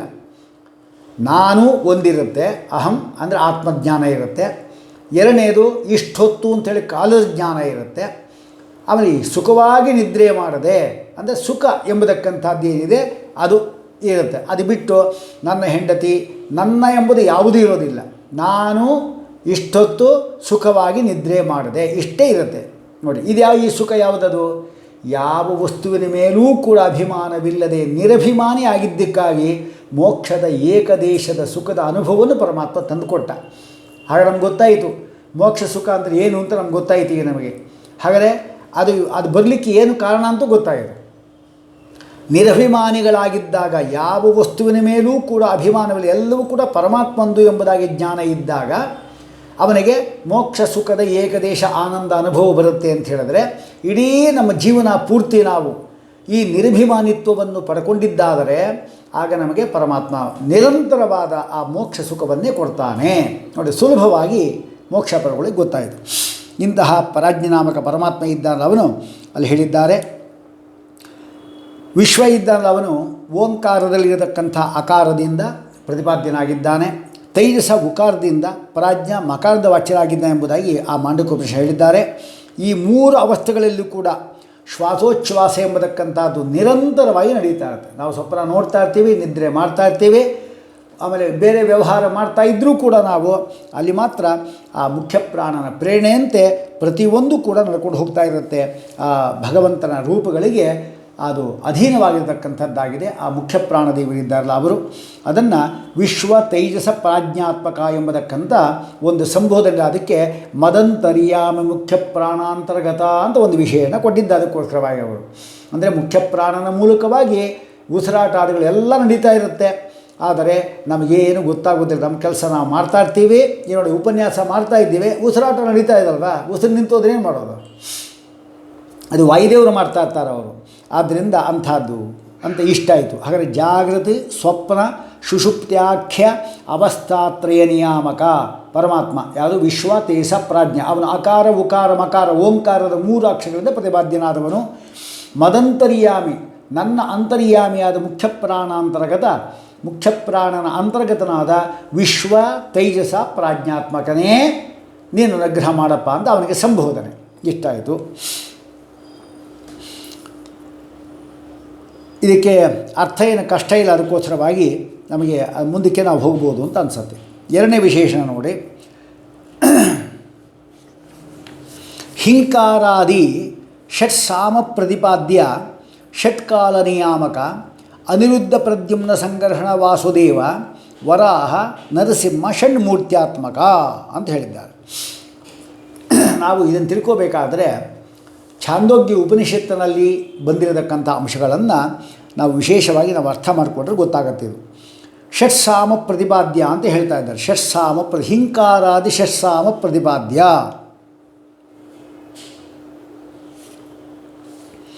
ಅಂದರೆ ಯಾವುದಿದು? ಷಟ್ಸಾಮ ಅಂದರೆ ಒಟ್ಟು ವಸ್ತುತಃ 7 ಸಾಮಗಳು ಇರೋದು. ಸಾಮ 7 ಇದೆ. ಅದರಲ್ಲಿ ಉದ್ಗೀತ ಎಂಬುದನ್ನು ಬಿಟ್ಟಿದ್ದಾರೆ, ಉಳಿದಿದ್ದೆಲ್ಲ ತೆಗೆದುಕೊಂಡಿದ್ದಾರೆ. ಅದು ಹೇಗೆ? ಉದ್ಗೀತ, ಹಿಂಕಾರ ಪರಮಾತ್ಮಂದು ಹೆಸರದು, ಪ್ರಸ್ತಾವ, ಆದಿ, ಪ್ರತಿಹಾರ, ನಿಧನ, ಉಪದ್ರವ. ಉಪದ್ರವ ಅಂತ ಒಂದು ಸಾಮ ಅದು. ನಮಗೆಲ್ಲ ಉಪದ್ರವ ಅಂದರೆ ಬೇರೆ ಅರ್ಥ ಬರ್ಬೋದು, ಅದಿಲ್ಲ, ಅದಲ್ಲ ಅರ್ಥ. ಅದಕ್ಕೆಲ್ಲ ಬೇರೆ ಬೇರೆ ವಿಶಿಷ್ಟವಾದ ಅರ್ಥಗಳಿದೆ. ಇದರಲ್ಲಿ ಶ್ರೀಮದಾಚಾರ್ಯ ಏನು ಹೇಳ್ತಾರೆ ಅಂದರೆ, ಉದ್ಗೀತ ಎಂಬತಕ್ಕಂಥ ಸಾಮ ಬಿಟ್ಟರೆ ಉಳಿದ 6 ಸಾಮಗಳೇನಿದೆ ಅದು ಷಟ್ಸಾಮ ಅಂತ ಕರೀತಾರೆ. ಅವುಗಳಿಂದ ಪ್ರತಿಪಾದ್ಯವಾಗತಕ್ಕಂಥದ್ದು ಯಾವುದು ಅಂದರೆ ಷಣ್ಮೂರ್ತಿಗಳು. ಅದು ಭಗವಂತನೇ. ಆ ಷಣ್ಮೂರ್ತಿಗಳಿಂದ ಪ್ರತಿಪಾದ್ಯನಾದರೂ ಕೂಡ ನೀನೇ ಅದು ಎಂಬುದಾಗಿ ಸಂಬೋಧನೆ ಮಾಡ್ತಾ ಇದ್ದಾರೆ. ಆ ಷಟ್ಮೂರ್ತಿಗಳು ಯಾವುದು ಎಂಬುದನ್ನು ಕೂಡ ಇಲ್ಲಿ ವಿಚಾರ ಮಾಡಿ ಹೇಳ್ತಾ ಇದ್ದಾರೆ. ನೋಡಿ, ಇಲ್ಲಿ ಒಟ್ಟು ಸಪ್ತಸಾಮ ಅದು ಸೇರಿಸ್ಕೊಂಡ್ರೆ ಇದರಲ್ಲಿ ಎಲ್ಲ 3 ಅಕ್ಷರ. ಅದನ್ನು 3 ಬಿಟ್ಟು ಅದರಲ್ಲಿ 3 ಮತ್ತು 4 ಮತ್ತು 6 ಬಿಟ್ಬಿಟ್ರೆ ಮೂರನೇದೇ ಇದೆ ಅದು ಆದಿ 2 ಅಕ್ಷರ ಆಯಿತು. ಇನ್ನು 3 ಆಯಿತು. 4ನೇದೇನಿದೆ ಅದು 4 ಅಕ್ಷರ ಪ್ರತಿಹಾರ. ಆಮೇಲೆ ಉಪದ್ರವ ಎಂಬತಕ್ಕಂಥದ್ದು 4 ಅಕ್ಷರ ಆಯಿತು. ಹಾಗಾದರೆ ಶ್ರೀಮದಾಚಾರ್ಯ ಹೇಳ್ತಾರೆ ಗೊತ್ತಾ ಅವರು, ಹಾಗಲ್ಲ, ವಸ್ತುತಃ 3 ಅಕ್ಷರ ನಾವು ಇಟ್ಕೋಬೇಕು ಅಂತ ಹೇಳ್ತಾರೆ ಅವರು. ಅದು ಹೇಗೆ? 3 ಅಕ್ಷರ ಇಟ್ಕೊಂಡಾಗ 6 3 7 ಇದಲ್ಲ, ಒಟ್ಟು ಉದ್ಗೀತ ಬೇರೆ ಇದಲ್ಲ, ಅದು ಸೇರಿಕೊಂಡು 22 ಅಕ್ಷರಗಳಿಂದ ಕೂಡಿರತಕ್ಕಂಥದ್ದು ಈ 7 ಸಾಮಗಳು ಅಂತ ಅವರು ಹೇಳ್ತಾ ಇದ್ದಾರೆ. ಅದು ಹೇಗೆ? ಹಿಂಕಾರ 3 ಅಕ್ಷರ ಇದ್ದೇ ಇದೆ, ಪ್ರಸ್ತಾವ 3 ಅಕ್ಷರ ಇದ್ದೇ ಇದೆ. ಅಲ್ಲಿ ಆದಿಹಿ ಅಂತಿದಲ್ಲ, ಅದರ ಮುಂದಿರತಕ್ಕಂಥ ಪ್ರತಿಹಾರ ಏನಿದೆ ಅಲ್ಲಿ ಪ್ರ ಎಂಬುದನ್ನು ತೊಗೋಬೇಕಿಲ್ಲಿ. ಆದಿ ಪ್ರ 3 ಅಕ್ಷರ ಆಯ್ತು. ಈಗ ಎಲ್ಲ 3 ಅಕ್ಷರವೇ. ಆಮೇಲೆ ತಿಹಾರ ಅಂತ ಅದು ಬರುತ್ತೆ. ನಿಧನ 3 ಇದ್ದೇ ಇದೆ. ಉಪದ್ರವ ಎಂಬಲ್ಲಿ ಉಪದ್ರ ವಹ ಅಂತ ಮಾಡ್ಕೋಬೇಕು. ವಹದಲ್ಲಿ ಕೂಡ 3 ಅಕ್ಷರ ಇದೆ. ಉ ಇದೆ, ಆ ಇದೆ, ವಿಸರ್ಗ ಇದೆ. ಒಟ್ಟೆ ಆಯಿತು. ಈ ಒಂದು ತೆಗೆದುಕೊಂಡಾಗ ವಹ ತೆಗೆದುಕೊಂಡಾಗ ಏನಾಗುತ್ತೆ, ಒಟ್ಟು ವ್ಯಂಜನ ಸ್ವರ ಸರ್ಗೈಸ್ತು ಸೋಪಿ ಜ್ಞಾನಾದಿ ವಾಚಕ ಅಂತ ಶ್ರೀಮದಾಚಾರ್ಯ ಹೇಳ್ತಾರೆ. ವ್ಯಂಜನ ಮತ್ತು ಸ್ವರ ಮತ್ತು ಸರ್ಗ ಅಂದರೆ ವಿಸರ್ಗ ಅಂತ ಅದು ತೆಗೆದುಕೊಂಡ್ರೆ ಇದಿಷ್ಟಕ್ಕೂ ಕೂಡ ಜ್ಞಾನಾದಿ ವಾಚಕ. ಜ್ಞಾನ, ಸತ್, ಚಿತ್, ಆನಂದ ಅದನ್ನು ಹೇಳ್ತಕ್ಕಂಥದ್ದಾಗಿದೆ. ಆದ್ದರಿಂದ ವಕಾರ, ಅಕಾರ ಮತ್ತು ವಿಸರ್ಗ 3 ಅಕ್ಷರಗಳು ಇದ್ದೇ ಇದೆ. ಒಟ್ಟು 7 ಸಾಮಗಳಿಂದ 22 ಅಕ್ಷರಗಳಿದ್ದೆ ಅಲ್ಲಿ ಅಂತ ಆಯ್ತಲ್ಲಿ. ಅದರಲ್ಲಿ 3 ಅಕ್ಷರಗಳ 7 ಹೆಸರುಗಳು ಏನಿದೆ ಅದರ ಕೊನೆಗೆ ಒಂದೇ ಅಕ್ಷರ ಮತ್ತು ಉಳಿಯಿತು. ಆ ಒಂದೇ ಅಕ್ಷರ ಕೂಡ 3 ಅಕ್ಷರ ಮಾಡಿದರು ಅಂತ ಹೇಳ್ತಾ ಇದ್ದಾರೆ. ಹೀಗೆ ಸಪ್ತ ಸಾಮಗಳಲ್ಲಿ ಉದ್ಗೀತ ಎಂಬತಕ್ಕಂಥ ಸಾಮ ಇಲ್ಲಿ ಅಪ್ರಸಕ್ತ. ಅದು ಅದೇನು ಬೇಕಾಗಿಲ್ಲ ಉದ್ಗೀತದ್ದು. ಆದ್ದರಿಂದ ಅದನ್ನು ಬಿಟ್ಟು 6 ಸಾಮ ಆಗಿದೆ. ಅದು ಅಕ್ಷರ ಮಾತ್ರ 7 ಆಯಿತು. ಹೀಗಾಗಿದೆ. ಇಂತಹ ಒಂದು ಆ ಪರಮಾತ್ಮ ಏನಿದ್ದಾನೆ ಅವನನ್ನು ಇಲ್ಲಿ ಹೇಳ್ತಾ ಇದ್ದಾರೆ. ಆ ಪರಮಾತ್ಮ ರೂಪಗಳು ಯಾವುದ್ಯಾವುದು ಅಂತ ಪ್ರಶ್ನೆ ಬಂದರೆ, ಹಿಂಕಾರದಿಂದ ಪ್ರದ್ಯುಮ್ನ, ಪ್ರಸ್ತಾವದಿಂದ ವಾಸುದೇವ, ಆದಿ ಅಥವಾ ಆದಿಪ್ರದಿಂದ ವರಾಹ, ಪ್ರತಿಹಾರದಿಂದ ಅನಿರುದ್ಧ, ನಿಧನದಿಂದ ಸಂಘರ್ಷಣ, ಉಪದ್ರವದ ಮೊದಲ 3 ಅಕ್ಷರಗಳಿಂದ ನರಸಿಂಹ ವಾಚ್ಯ ಆಗಿದ್ದಾರೆ. ವಹ ಎಂಬತಕ್ಕಂಥದ್ದು ಮತ್ತು ಅದ್ಯಾವುದು ಆ ಅಕ್ಷರದಿಂದ ಅಂದರೆ ಕ್ಷೀರಾಬ್ಧಿಶಾಹಿಯಾದ ಪರಮಾತ್ಮ ವಾಚ್ಯನಾಗಿದೆ ಎಂಬುದಾಗಿ ಆ ಹಿಂಕಾರಾದಿ ಸಪ್ತ ಸಾಮಗಳು ಅದು ಉದ್ಗೀತ ಬಿಟ್ಟು ಈ ಅಕ್ಷರದಲ್ಲೇ ಹೇಳಿದಾಗ 3 ಅಕ್ಷರ ಹೇಳಿದಾಗ ಈ ಪರಮಾತ್ಮನ 7 ರೂಪಗಳು ವಾಚ್ಯವಾಗಿದೆ ಅಂತ ಹೇಳ್ತಾ ಇದ್ದಾರೆ. ಅದನ್ನೇ ಇಲ್ಲಿ ಹೇಳಿದ್ದು ಹಿಂಕಾರಾದಿ ಷಟ್ಸಾಮ ಪ್ರತಿಪಾದ್ಯ. ಇಷ್ಟಾಯ್ತು. ಈಗ ಇನ್ನು ಷಟ್ಕಾಲ ನಿಯಾಮಕ ಎಂಬುದನ್ನು ಹೇಳಬೇಕು ನಾವು. 6 ಕಾಲಗಳಿದೆ ಅಂತ ಹೇಳ್ತಾ ಇದ್ದಾರೆ. ವಸ್ತುತಃ 6 ಕಾಲ ಅಂದರೆ ನಮ್ಮಲ್ಲಿ ಶಾಸ್ತ್ರ ಇದು ಪ್ರಾತಃ ಕಾಲ, ಸಂಗಮ ಕಾಲ, ಪೂರ್ವಾಹ್ನ ಕಾಲ, ಮಧ್ಯಾಹ್ನ ಕಾಲ, ಅಪರಾಹ್ನ ಕಾಲ, ಸಾಯಂಕಾಲ ಮತ್ತು ರಾತ್ರಿ ಎಂಬುದಾಗಿ 6 ಕಾಲ ಬರುತ್ತದೆ. ಇದು ಸ್ಥೂಲನೇ. ಇನ್ನು 8 ಇದೆ ವಸ್ತುತಃ. ಅದರಲ್ಲಿ ಹೇಳುವಾಗ ಯಾವುದು ನಮ್ಮನ್ನು ಪ್ರಾತಃ ಕಾಲದಲ್ಲಿ ಕೇಶವ ರಕ್ಷಣೆ ಮಾಡಲಿ, ಆಮೇಲೆ ಸಂಗಮ ಕಾಲದಲ್ಲಿ ಅಂತ ಹೇಳುವ ಸಂಗಮ ಕಾಲ ಅಂತ ಬೇರೆ ಇದೆ. ಇದು ಸ್ಥೂಲವಾಗಿ 6 ಕಾಲ ಇದಾಗಿದೆ. ಅದ್ಯಾವುದು ಆ ಸಮಯಗಳು ಎಷ್ಟದು ಅಂತ ಹೇಳಿದ್ರೆ 6 ಗಂಟೆಯಿಂದ ಹಿಡಿದು 8:24ವರೆಗೆ 1.5 ಗಂಟೆ ಕಾಲ, 2.5 ಗಂಟೆ ಕಾಲ ಅದು ಪ್ರಾತಃ ಕಾಲ ಅಂಕರಿ ಶಾಸ್ತ್ರದಲ್ಲಿ. 8:24ರಿಂದ ಹಿಡಿದು 10:48 ಸುಮಾರು 11 ಗಂಟೆಯವರೆಗೂ ಅದು ಪೂರ್ವಾಹ್ನ ಕಾಲ. ಅಲ್ಲಿಂದ ಮಧ್ಯಾಹ್ನ ಕಾಲ 10:48ರಿಂದ 1:32ವರೆಗೆ ಮಧ್ಯಾಹ್ನ ಕಾಲ. ಈ ಸಂದರ್ಭದಲ್ಲಿ ಸಂಧ್ಯಾವಂದನೆ ಮಾಡಬೇಕು ನಾವು, ಮಾಧ್ಯಾಹ್ನಿಕ ಸಂಧ್ಯಾವಂದನೆ. ಅಪರಾಹ್ನ ಕಾಲದಲ್ಲಿ 1:12ರಿಂದ 3:36. ಈ 3:36 ಒಳಗೆ ಶ್ರಾದ್ದ ಮುಗಿದಿರಬೇಕು. ಶ್ರಾದ್ದ ಅಂದರೆ ಅಪರಾಹ್ನ ಕಾಲ ವ್ಯಾಪಿನಿ ಆಗಿರಬೇಕು ಆ ತಿಥಿ. ನಾವು ನೋಡಿ, ಇವತ್ತು ಅಮಾವಾಸ್ಯೆ ಇದೆ, ನೆನ್ನೆ ಅಮಾವಾಸ್ಯೆ ಇದೆ, ನಾವೆಲ್ಲ ತರ್ಪಣ ನೆನ್ನೆ ಕೊಟ್ಬಿಟ್ವಿ. ಅದ್ಯಾಕೆ ಅಂದರೆ ಅಪರಾಹ್ನ ಕಾಲ ವ್ಯಾಪಿನಿ ಆದ ತಿಥಿ ಇದ್ದದ್ದು ನೆನ್ನೆ, ಇವತ್ತು ಬೆಳಿಗ್ಗೆ ಮಾತ್ರ ಸ್ವಲ್ಪ ಕಾಲ ಮಾತ್ರ ಇತ್ತು, ಅಪರಾಹ್ನ ಕಾಲ ವ್ಯಾಪಿನಿ ಆಗಿಲ್ಲ ಅಂತ ಇವತ್ತು ನಾವು ಶ್ರಾದ್ದ ಮಾಡಿಲ್ಲ ಇವತ್ತು. ಅಥವಾ ಶ್ರಾದ್ದ ಅಂದ್ರೇನು, ತರ್ಪಣ ಕೊಡಲಿಲ್ಲ. ಆಮೇಲೆ 3:36ರಿಂದ 6 ಗಂಟೆವರೆಗೂ ಸಾಯಂಕಾಲ, 6 ಗಂಟೆಯಿಂದ ರಾತ್ರಿ 8 ಪುನಃ ನಾಳೆ ಬೆಳಿಗ್ಗೆವರೆಗೂ ಕೂಡ ಅದು ರಾತ್ರಿ ಅಥವಾ ನಿಶೀತ ಎಂಬುದಾಗಿ ಕರೀತಾರೆ. ಇಂತಹ ರೂಪಗಳಿಂದ ಪರಮಾತ್ಮ ಪ್ರತಿಪಾದ್ಯನಾಗಿದ್ದಾನೆ ಅಂತ ಇಲ್ಲಿ ತಾತ್ಪರ್ಯ ನಾವು ತಗೋಬೇಕು. ಹಾಗಾಗಿ 6 ಕಾಲಗಳು ಅಂತ ಹೇಳ್ತಾ ಇದ್ದಾರೆ. ಅದರಲ್ಲಿ ಪ್ರದ್ಯುಮ್ನಾದಿ ಸ್ವರೂಪೇಣ ಸವಿಷ್ಣು ಸಪ್ತದಾ ಸ್ಥಿತಃ ಸಮಾನಿ ತಾನಿ ಸರ್ವಾಣಿ ಜ್ಞಾನಾನಂದ ಬಲೈಸ್ತದ. ಈ 7 ರೂಪಗಳು ಕೂಡ ಹೇಳಿದಕ್ಕಂಥ 7 ರೂಪಗಳಿದ್ದಲ್ಲ, ಅದು ರೂಪಗಳು ಮಾತ್ರ ಬೇರೆ ಬೇರೆ ಅಂತ ನಮ್ಗೆ ಅನಿಸಿದರೂ ಕೂಡ ಸಮಾನವಾದದ್ದೆಲ್ಲವೂ ಕೂಡ ಪರಮಾತ್ಮನ ರೂಪಗಳಲ್ಲಿ ವ್ಯತ್ಯಾಸವಿಲ್ಲ, ವ್ಯತ್ಯಾಸ ಎಣಿಸಲೂಬಾರದು. ಮತ್ತು ಅರ್ಥ ಏನದಕ್ಕೆ? ಜ್ಞಾನ ಆನಂದ ಬಲ, 3 ಅಕ್ಷರ, ಜ್ಞಾನ ಆನಂದ ಬಲ, ಜ್ಞಾನ ಆನಂದ ಬಲ ಹೀಗಿರತಕ್ಕಂಥದ್ದು. ಜ್ಞಾನಾದಿತ್ರಯವಾಚೀನಿ ತ್ರಕ್ಷರಾಣ್ಯಪಿ ಸರ್ವಶಃ, ಎಲ್ಲ 3 ಅಕ್ಷರಗಳು ಕೂಡ ಜ್ಞಾನ ಆನಂದ ಬಲವನ್ನೇ ಹೇಳತಕ್ಕಂಥದ್ದು ಅಂತ ಅವರು ಹೇಳ್ತಾ ಇದ್ದಾರೆ. ಷಟ್ಕಾಲ ನಿಯಾಮಕನಾದ ಪರಮಾತ್ಮನ ರೂಪಗಳು, ಅದರಲ್ಲಿ ಪ್ರದ್ಯುಮ್ನಾದಿ 4 ರೂಪ ಇದ್ದೇ ಇದೆ. ಪ್ರದ್ಯುಮ್ನ, ವಾಸುದೇವ, ವರಾಹ ಮತ್ತು ಉದ್ಗೀತ ಪ್ರತಿಪಾದ್ಯನಾದ ನಾರಾಯಣ, ಈ 4 ರೂಪಗಳು ಇದೆ. ಇನ್ನು ಒಟ್ಟು ಎಷ್ಟಾಯಿತು? ಕೇಶವ ನಾರಾಯಣಾದಿ ದ್ವಾದಶ ಮೂರ್ತಿಗಳೇ ಆಗಿದ್ದರಿಂದ ಅದು ಈ ಕೇಶವಾದಿ ದ್ವಾದಶ ರೂಪಗಳಿದ್ರೆ ಅದೇನೇ ಈ ಸಂವತ್ಸರ ಇದೆಯಲ್ಲ, ಒಂದು ವರ್ಷ, ಚೈತ್ರ, ವೈಶಾಖ, ಜ್ಯೇಷ್ಠ, ಆಷಾಢ ಅಂತಿದೆಯಲ್ಲ, ಅದಕ್ಕೆ ನಿಯಾಮಕವಾಗಿರ್ತಕ್ಕಂಥ ರೂಪಗಳದು. 12 ತಿಂಗಳಿಗೂ ಕೂಡ ಅದು ನಿಯಾಮಕವಾಗಿದೆ ಎಂಬುದಾಗಿ ಶ್ರೀಮದಾಚಾರ್ಯ ಹೇಳ್ತಾ ಇದ್ದಾರೆ. ಅದೇ ಹಾಗೆ ಪ್ರದ್ಯುಮ್ನಾದ್ಯಾಸ್ತು ಚತ್ವಾರೋ ದ್ವಿಷಣ್ ಮಾಸೇಶು ಸಂಸ್ಥಿತಾ. ದ್ವಿಷಣ್ 2 6ಗಳು ಅಂದರೆ 12 ಮಾಸಗಳಲ್ಲೂ ಕೂಡ ಈ ಪ್ರದ್ಯುಮ್ನಾದಿ ರೂಪಗಳೇ ಇದೆ. ತ್ರಿಶಃ ಕೇಶವಾದ್ಯಾಹ ವಸಂತಾದಿಷು ಪಂಚಸು. ವಸಂತ ಋತುಗಳಿದಲ್ಲ, 2 ತಿಂಗಳಿಗೆ ಒಂದೊಂದು ಋತು ಬರುತ್ತೆ, ಒಟ್ಟು 6 ಋತು ಇರಬೇಕಲ್ವಾ. ಆದರೆ ಶಿಶಿರ ಮತ್ತು ಹೇಮಂತಗಳು 2 ಚಳಿದೆ, ಆದ್ದರಿಂದ ಅದನ್ನು ಒಂದು ಅಂತ ಮಾಡಿದ್ದಾರೆ. ಹಾಗಾಗಿ ಆಯಿತು ತ್ರಿಶಃ ಕೇಶವಾದ್ಯಾಹ ವಸಂತಾದಿಷು ಅಂದರೆ ವಸಂತಾದಿ ಋತುಗಳಲ್ಲಿ ಕೂಡ ನಿಯಾಮಕವಾಗಿರತಕ್ಕಂಥದ್ದಾಗಿದೆ. ಹೇಮಂತ ಮತ್ತು ಶಿಶಿರ ಒಂದೇ ಅಂತ ಮಾಡಿ 5 ಅಂತ ಮಾಡಿದ್ದಾರೆ. ಹೇಮಂತ ಶಿಶಿರಿಯೋ ಐಕ್ಯೇನ ಪಂಚತ್ವಂ ಅಂತ ಭಾಷ್ಯದಲ್ಲಿ ಶ್ರೀಮದಾಚಾರ್ಯ ಹೇಳಿದ್ದಾರೆ. ಆದ್ದರಿಂದ ಉಪನಿಷತ್ತಿನಲ್ಲಿ ಋತುಷು ಪಂಚವಿಧಿಗುಂ ಸಾಮೋ ಉಪಾಸೀತ ಅಂತ ಉಪನಿಷತ್ತು ಹೇಳ್ತಾ ಇದೆ. ಋತುಗಳಲ್ಲಿ ಕೂಡ ಪರಮಾತ್ಮನ ಸಾಮಾಧಿ ರೂಪಗಳನ್ನು ಚಿಂತನೆ ಮಾಡಬೇಕು ಅಂತ ಹೇಳ್ತಾ ಇದ್ದಾರೆ. ಹಾಗಾಗಿ ಹೇಗೆ ಅದು ಅಂತ ಹೇಳಿದ್ರೆ, ಹಿಂಕಾರ ಪ್ರತಿಪಾದ್ಯನಾದಕ್ಕಂಥ ಪ್ರದ್ಯುಮ್ನ ಇದ್ದಾನಲ್ಲ, ಅವನು ವಸಂತ ಋತುವಿಗೆ ನಿಯಾಮಕ. ಪ್ರಸ್ತಾವ ಪ್ರತಿಪಾದ್ಯನಾದ ವಾಸುದೇವ ಗ್ರೀಷ್ಮ ಋತುವಿಗೆ, ವರ್ಷ ಋತುವಿಗೆ ಅಂದರೆ ಮಳೆಗಾಲಕ್ಕೆ. ಉದ್ಗೀತ ಪ್ರತಿಪಾದ್ಯನಾದಕ್ಕಂಥ ನಾರಾಯಣ ಇದ್ದಾನಲ್ಲ, ಅವನು ಪ್ರತಿಹಾರ ಪ್ರತಿಪಾದ್ಯನಾದಕ್ಕಂಥ ಅನಿರುದ್ಧ ಶರದ್ ಋತುವಿಗೆ. ನಿಧನ ಪ್ರತಿಪಾದ್ಯನಾದಕ್ಕಂಥ ಸಂಕರ್ಷಣ ಹೇಮಂತ ಮತ್ತು ಶಿಶಿರ 2 ಋತುಗಳಿಗೆ ಕೂಡ ನಿಯಾಮಕರಾಗಿದ್ದಾರೆ ಎಂಬುದಾಗಿ ಉಪನಿಷತ್ತು ಶ್ರೀಮದಾಚಾರ್ಯ ಹೇಳಿದ್ದರಿಂದ ನಮಗೆಲ್ಲ ಗೊತ್ತಾಯಿತು. ಅಂತೂ ಷಟ್ಕಾಲ ನಿಯಾಮಕ ಅಂತಾಯಿತು. ಷಟ್ ಸಾಮ ಪ್ರತಿಪಾದ್ಯವಾದಕ್ಕಂಥ ಪ್ರದ್ಯುಮ್ನಾದಿ ಮೂರ್ತಿಗಳೇ ಷಟ್ಕಾಲ ನಿಯಾಮಕ ಅಂತಾಯಿತು. ಅದನ್ನೇ ಇಲ್ಲಿ ಹಿಂಕಾರಾದಿ ಷಟ್ ಸಾಮ ಪ್ರತಿಪಾದ್ಯ ಷಟ್ಕಾಲ ನಿಯಾಮಕ ಅಂತಾಯಿತು. ಈಗ ಅನಿರುದ್ಧ ಪ್ರದ್ಯುಮ್ನ ಸಂಘರ್ಷಣ ವಾಸುದೇವ ವರಾಹ ನರಸಿಂಹ ಷಣ್ಮೂರ್ತ್ಯಾತ್ಮಕ, ಇದು ಆ ಪರಮಾತ್ಮನ ರೂಪಗಳಾದ ಮೊದಲೇ ನಾನು ಹೇಳಿದೆ. ಇಷ್ಟ ಇದು. ಇದರ ತಾತ್ಪರ್ಯ ಏನು ಅಂತ ಹೇಳಿದ್ರೆ, ಪ್ರತಿಹಾರ, ಹಿಂಕಾರ, ನಿಧನ, ಪ್ರಸ್ತಾವ, ಆದಿ ಮತ್ತು ಉಪದ್ರವ ಎಂಬತಕ್ಕಂಥ ಹಿಂಕಾರಾದಿ 6 ಷಟ್ ಸಾಮಗಳು ಕ್ರಮವಾಗಿ ಅನಿರುದ್ಧ ಪ್ರದ್ಯುಮ್ನ ಸಂಕರ್ಷಣ ವಾಸುದೇವ ವರಾಹ ನಾರಸಿಂಹ ಎಂಬ 6 ರೂಪಗಳು ಇದನ್ನು ತಿಳಿಸ್ಕೊಡ್ತಾ ಇದೆ. ಈ ಷಣ್ಮೂರ್ತಿಗಳೇ ಕೇಶವನಿಂದ ಆರಂಭಿಸಿ ದಾಮೋದರವರೆಗೆ ಇರತಕ್ಕಂಥ 12 ರೂಪಾಂತರಗಳಿಂದ ಅದು ಚೈತ್ರಾದಿ ದ್ವಾದಶ ಮಾಸಗಳ ನಿಯಾಮಕವಾಗಿರ್ತಕ್ಕಂಥದ್ದು. ಆದ್ದರಿಂದ ಕಾಲ ನಿಯಾಮಕ ಆಗಿದೆ.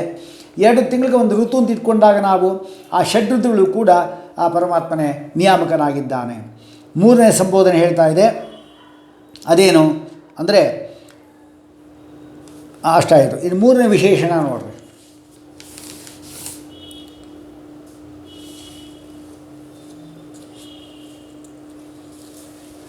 ಸ್ವಹೃದಯ ಮಧ್ಯಸ್ಥಿತ ಸುಷುಮ್ನಾನಾಡಿ ದಕ್ಷಿಣ ಪಾರ್ಶ್ವಸ್ಥಿತ 50 ಸಂಖ್ಯಾಕ ಪಿಂಗಲಾನಾಡೀಷು ತದುತ್ತರ ಪಾರ್ಶ್ವಸ್ಥಿತ ತಾವತ್ ಸಂಖ್ಯಾಕ ಅಚ್ ವ್ಯಂಜನಾರಣ ಪ್ರತಿಪಾದ್ಯ ತಾವತ್ಸಂಖ್ಯಾಕ ಇಡಾನಾಡೀಷು ತತ್ತದ್ಯೋಗ್ಯ ತತ್ತತ್ಕಾಲಾನುಸಾರ ಪ್ರಾಪ್ತ ತತ್ತನ್ನಾಡಿ ಸ್ಥಿತ ಅಂತ ಹೇಳ್ತಾ ಇದ್ದಾರೆ. ಇದು ನಾವು ತಿಳ್ಕೋಬೇಕಾಗಿದ್ದರೆ ಇದರ ಪೂರ್ವಭಾವಿಯಾಗಿ ನಾವು ಕೆಲವು ಅಂಶಗಳನ್ನು ತಿಳ್ಕೋಬೇಕು. ಅದಕ್ಕಾಗಿ ಶಾಸ್ತ್ರದಲ್ಲಿ ನಮಗೆ 101 ನಾಡಿ ಇದೆ ಎಂಬುದಾಗಿ ಹೇಳ್ತಾರೆ. ಮೂಲಾಧಾರಂ ಸಮಾರಭ್ಯ ತ್ವಾ ಮೂರ್ಧಾನಂ ರುಜುಸ್ಥಿತ ಮಧ್ಯೆ ಸುಷುಮ್ನಾ ವಿಜ್ಞೇಯ ಅಂತ ಹೇಳ್ತಾರೆ. ಅಂದರೆ ವಸ್ತುತ ಏನು, ಶಾಸ್ತ್ರಗಳಲ್ಲಿ ಈ ಬೃಹತಿ ಸಹಸ್ರ ಅಂತ ನೀವೆಲ್ಲ ಕೇಳಿದ್ದೀರಿ.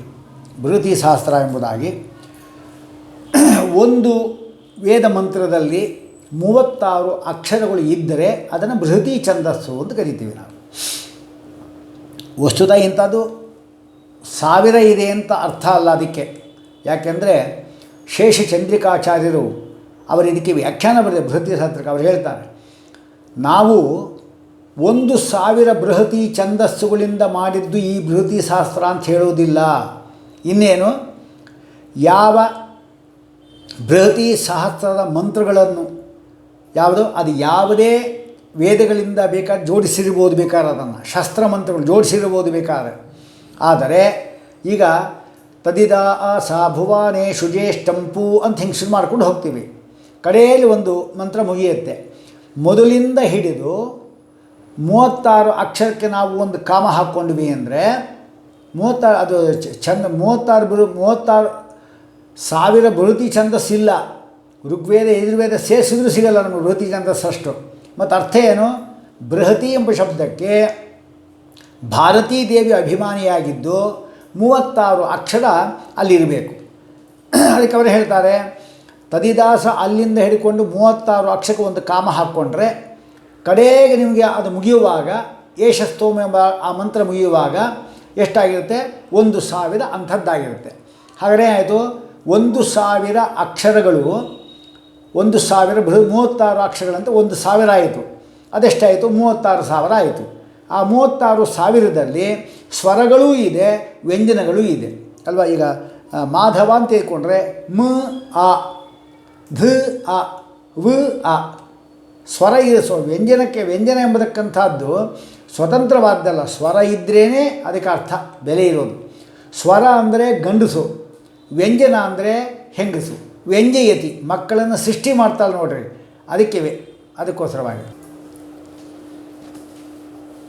ಹಾಗಾದರೆ ಯಾವ ಮಂತ್ರದಲ್ಲಿ 36 ಅಕ್ಷರಗಳು ಇದೆ, ಆ ಮಂತ್ರ ಎಂಬತಕ್ಕಂಥದ್ದು ಬೃಹತಿ ಛಂದಕ್ಕೆ ಸೇರಿರುತ್ತದು. ಸಾಮಾನ್ಯವಾಗಿ ಐತರೇಯ ಉಪನಿಷತ್ತಲ್ಲಿ ನಾವು ಬೃಹತಿ ಶಾಸ್ತ್ರ ಅಂತ ಒಂದು ಅಲ್ಲಿ ಪ್ರಯೋಗ ಇದೆ. ಆದರೂ ಋಗ್ವೇದಾದಿಗಳನ್ನು ಹುಡುಕಿದರೂ ಕೂಡ ಅಲ್ಲಿ 1000 ಸಿಗೋದಿಲ್ಲ. ಅದಕ್ಕೇನು ಹೇಳಬೇಕು, ಯಾವ ಛಂದಸ್ಸಿನಲ್ಲೇ ಬೇಕಾದ್ರೆ ಇರಲಿ, 36 ಅಕ್ಷರಕ್ಕೆ ನಾವು ಒಂದು ಕಾಮ ಹಾಕ್ಕೊಂಡು ಹೋದ್ವಿ ಅಂದರೆ ಅದು 1000 ಅಂಥದ್ದು ನಾವು ಹೇಳ್ತೇವೆ. ಒಟ್ಟು 36,000 ಅಕ್ಷರಗಳಾಯಿತು. ಸ್ವರ ಮತ್ತು ವ್ಯಂಜನಗಳು ಬೇರೆ ವ್ಯತ್ಯಾಸ ಇದೆ. ವರ್ಣಗಳಲ್ಲಿ ಸ್ವರ ಮತ್ತು ವ್ಯಂಜನ ಎಂಬುದಾಗಿ 2 ಅಕ್ಷರ 2 ಇದ್ದೇ ಇದೆ. ಅದರಲ್ಲಿ ಸ್ವರಾಕ್ಷರ ಪ್ರತಿಪಾದ್ಯವಾದಕ್ಕಂಥ ಪರಮಾತ್ಮನ 36,000 ರೂಪಗಳು, ವ್ಯಂಜನಾಕ್ಷರದಿಂದ ಪ್ರತಿಪಾದ್ಯವಾದಕ್ಕಂಥ 36,000 ರೂಪಗಳು ಪರಮಾತ್ಮಂದಿದೆ. ಹಾಗಾದರೆ ಎಷ್ಟಾಯಿತು, 72,000 ಆಯಿತು. ಈ 72,000 ಏನಿದೆ ಆ ರೂಪಗಳೇನೆ ನಮ್ಮ ಇಡೀ ದೇಹದಲ್ಲಿರತಕ್ಕಂಥ 72,000 ನಾಡಿಗಳಲ್ಲಿ ನಿಯಾಮಕವಾಗಿರತಕ್ಕಂಥದ್ದು. ಅದು ಹೇಗೆ ಅಂದರೆ ನೋಡಿ, ಮೊದಲು ನಾಭಿಯ ಕೆಳಗೆಯಿಂದ ಹಿಡಿದು ಮೇಲೆ ಮಧ್ಯದಲ್ಲಿ ರುಜುವಾಗಿ ಸೂಕ್ಷ್ಮವಾದ ಒಂದು ನಾಡಿ ಹೋಗಿದೆ. ಅದು ಸುಷುಮ್ನಾ ನಾಡಿ, ಅದಕ್ಕೆ ಬ್ರಹ್ಮನಾಡಿ ಅಂತ ಹೇಳ್ತಾರೆ. ಬ್ರಹ್ಮನಾಡಿಯ ಬಲಭಾಗದಲ್ಲಿ ಪಿಂಗಲ ನಾಡಿಗಳಿರುತ್ತೆ. ಅಂದರೆ ನಮ್ಮ ಬಲಭಾಗಕ್ಕೆ ಪಿಂಗಲ ನಾಡಿ, ಪಿಂಗಲ ಬಲ, ಅದು ಜ್ಞಾಪಕ ಇಟ್ಕೊಳ್ಳಿಕ್ಕೆ. ಇಡಾ ನಾಡಿ ಎಡಭಾಗದಲ್ಲಿರುತ್ತೆ, ಎಡಭಾಗದಲ್ಲಿ ಇರುತ್ತೆ. ಇದು 50, ಇದು 50, ಮಧ್ಯದಲ್ಲಿ 1, ಒಟ್ಟು 101 ನಾಡಿಗಳಾಯಿತು. ಶತಂಚ ಏಕಾಚ ನಾಡ್ಯ ಅಂತ ಹೇಳ್ತಾ ಇದ್ದಾರೆ. 101 ನಾಡಿ ಪ್ರಧಾನವಾದ್ದು. ಈ 50 ನಾಡಿಗಳಿರಲ್ಲ, ಅದು ಶಾಖೆಗಳು ಉಪಶಾಖೆಗಳು ಆಮೇಲೆ ಉಪಶಾಖೆಗಳೆಲ್ಲ ನಾವು ತೊಗೊಂಡ್ವಿ ಅಂತ ಹೇಳಿದ್ರೆ ಅದು 36,000 ಆಗುತ್ತೆ. 36,000 ಎಡಭಾಗದಲ್ಲಿ, 36,000 ಬಲಭಾಗದಲ್ಲಿ. ಒಂದು ಹಗಲಿಗೆ ನಿಯಾಮಕ, ಒಂದು ರಾತ್ರಿಗೆ ನಿಯಾಮಕವಾದದ್ದು. ಒಂದು ಸ್ತ್ರೀ, ಒಂದು ಪುರುಷ. ಒಟ್ಟು ಈ ನಾಡಿಗಳಲ್ಲೇನೆ ತನ್ನ ಪರಮಾತ್ಮ ಈ ಬೃಹತಿ ಸಹಸ್ರದಿಂದ ಪ್ರತಿಪಾದ್ಯವಾದ 36,000 ರೂಪಗಳನ್ನು ನಿಯಾಮಕನಾಗಿಟ್ಟಿದ್ದಾನೆ. ಆ ರೂಪಗಳು ಚಿಂತನೆ ಮಾಡಲಿಕ್ಕೆ ಬ್ರಹ್ಮದೇವರು ಮಾತ್ರ ಸಮರ್ಥರೇ ಹೊರತಾಗಿ ನಮಗಾಗಲಾದ್ದರಿಂದ ಆ ರೂಪಗಳು ಯಾವುದು ಅಂತ ಶ್ರೀಮದಾಚಾರ್ಯ ಹೇಳಿಲ್ಲ. ನಮಗೆ ಅಧಿಕಾರ ಇಲ್ಲದೆ ಇದ್ದನ್ನು ಹೇಳುವುದಿಲ್ಲ ಅವರು. ಇಷ್ಟ ಆಯಿತು. ಇದಾದ ಮೇಲೆ ಈ ಒಂದು ರೂಪಗಳೇನಿದೆ ಅದು ಬೃಹತಿ ಸಹಸ್ರ ಪ್ರತಿಪಾದ್ಯ. ಇದೇ ಬೃಹತಿ ಸಹಸ್ರ ಏನಿದೆ ಅದು ಪ್ರತಿಪಾದ್ಯವಾದ ರೂಪಗಳೇ ಸೂರ್ಯನಲ್ಲೂ ಕೂಡ ಇವೆ. ಅದು ಸೂರ್ಯನಲ್ಲೂ ಇದೆ. ಆ ಸೂರ್ಯ ಏನು ಮಾಡ್ತಾನೆ? ಹುಟ್ಟಿದ ಕೂಡಲೇ ಅವತಾರ, ಅವನ ಪ್ರತ್ಯಕ್ಷ ಆದ ಕೂಡಲೇ ನಮ್ಮ ಆಯುಷ್ಯಲ್ಲಿ ಎತ್ಕೊಂಡು ಹೋಗ್ತಾ ಇರ್ತಾನೆ ಅವನು ಸೂರ್ಯ. ಅದಕ್ಕೆ ಆಯುರಾದಾಯ ಯಾತೀತಿ ಆದಿತ್ಯ ಅಂತ ಹೇಳ್ತಾರೆ. ನಮ್ಮ ಆಯುಷ್ಯನ್ನು ಎತ್ಕೊಂಡು ಹೋಗೋನೇ ಅವನು. ಅಲ್ಲಿ ನಿಯಾಮಕವಾಗಿರ್ತಕ್ಕಂಥ ರೂಪಗಳಿದೆ. ನಮಗೆ ಆಯುಷ್ಯ ಎಷ್ಟು? 100 ವರ್ಷ ಆಯುಸ್ಸು. ಅಂದರೆ 100 ವರ್ಷ ಅಂತಿದೆ, ಕೆಲವು ಕಡೆ 116 ವರ್ಷ ಅಂತ ಕೂಡ ಹೇಳ್ತಾರೆ. ಒಳ್ಳೆ ರೀತಿಯಲ್ಲಿದ್ದ ಅಂದರೆ 116 ವರ್ಷ ಕೂಡ ಬದುಕ್ತಾನೆ. ಅಂದರೆ 116 ಒಳಗಡೆ ಹೋಗಬೇಕಷ್ಟೇ ಅವನು. 116 ಇದ್ದಿದ್ದಿಲ್ಲ. ಯಾರ ಕಾಲ 120 125 ಇದೆ ಅಂತ ಹೇಳ್ತಾರೆ. ಆದರೆ ವಾದಿರಾಜರು ಮಾತ್ರ 120 ವರ್ಷ ಇದ್ದಿದ್ದು ಅಂತ ಹೇಳಿದ ಮೇಲೆ ಆ ಪರಮಾತ್ಮನ ವಿಶೇಷ ಅನುಗ್ರಹ ಕಾಲನಿಯಾಮಕ ಎಷ್ಟು ಅವರ ಮೇಲಿದೆ ಅಂತ ನಾವು ಅರ್ಥ ಮಾಡ್ಕೋಬೇಕು ಅವರು. ಆದ್ದರಿಂದ ಇಂತಹ ಒಂದು ರೂಪ ಇದೆ. ನಮಗೆ ಒಂದು ತಿಂಗಳಿಗೆ 30 ದಿವಸ.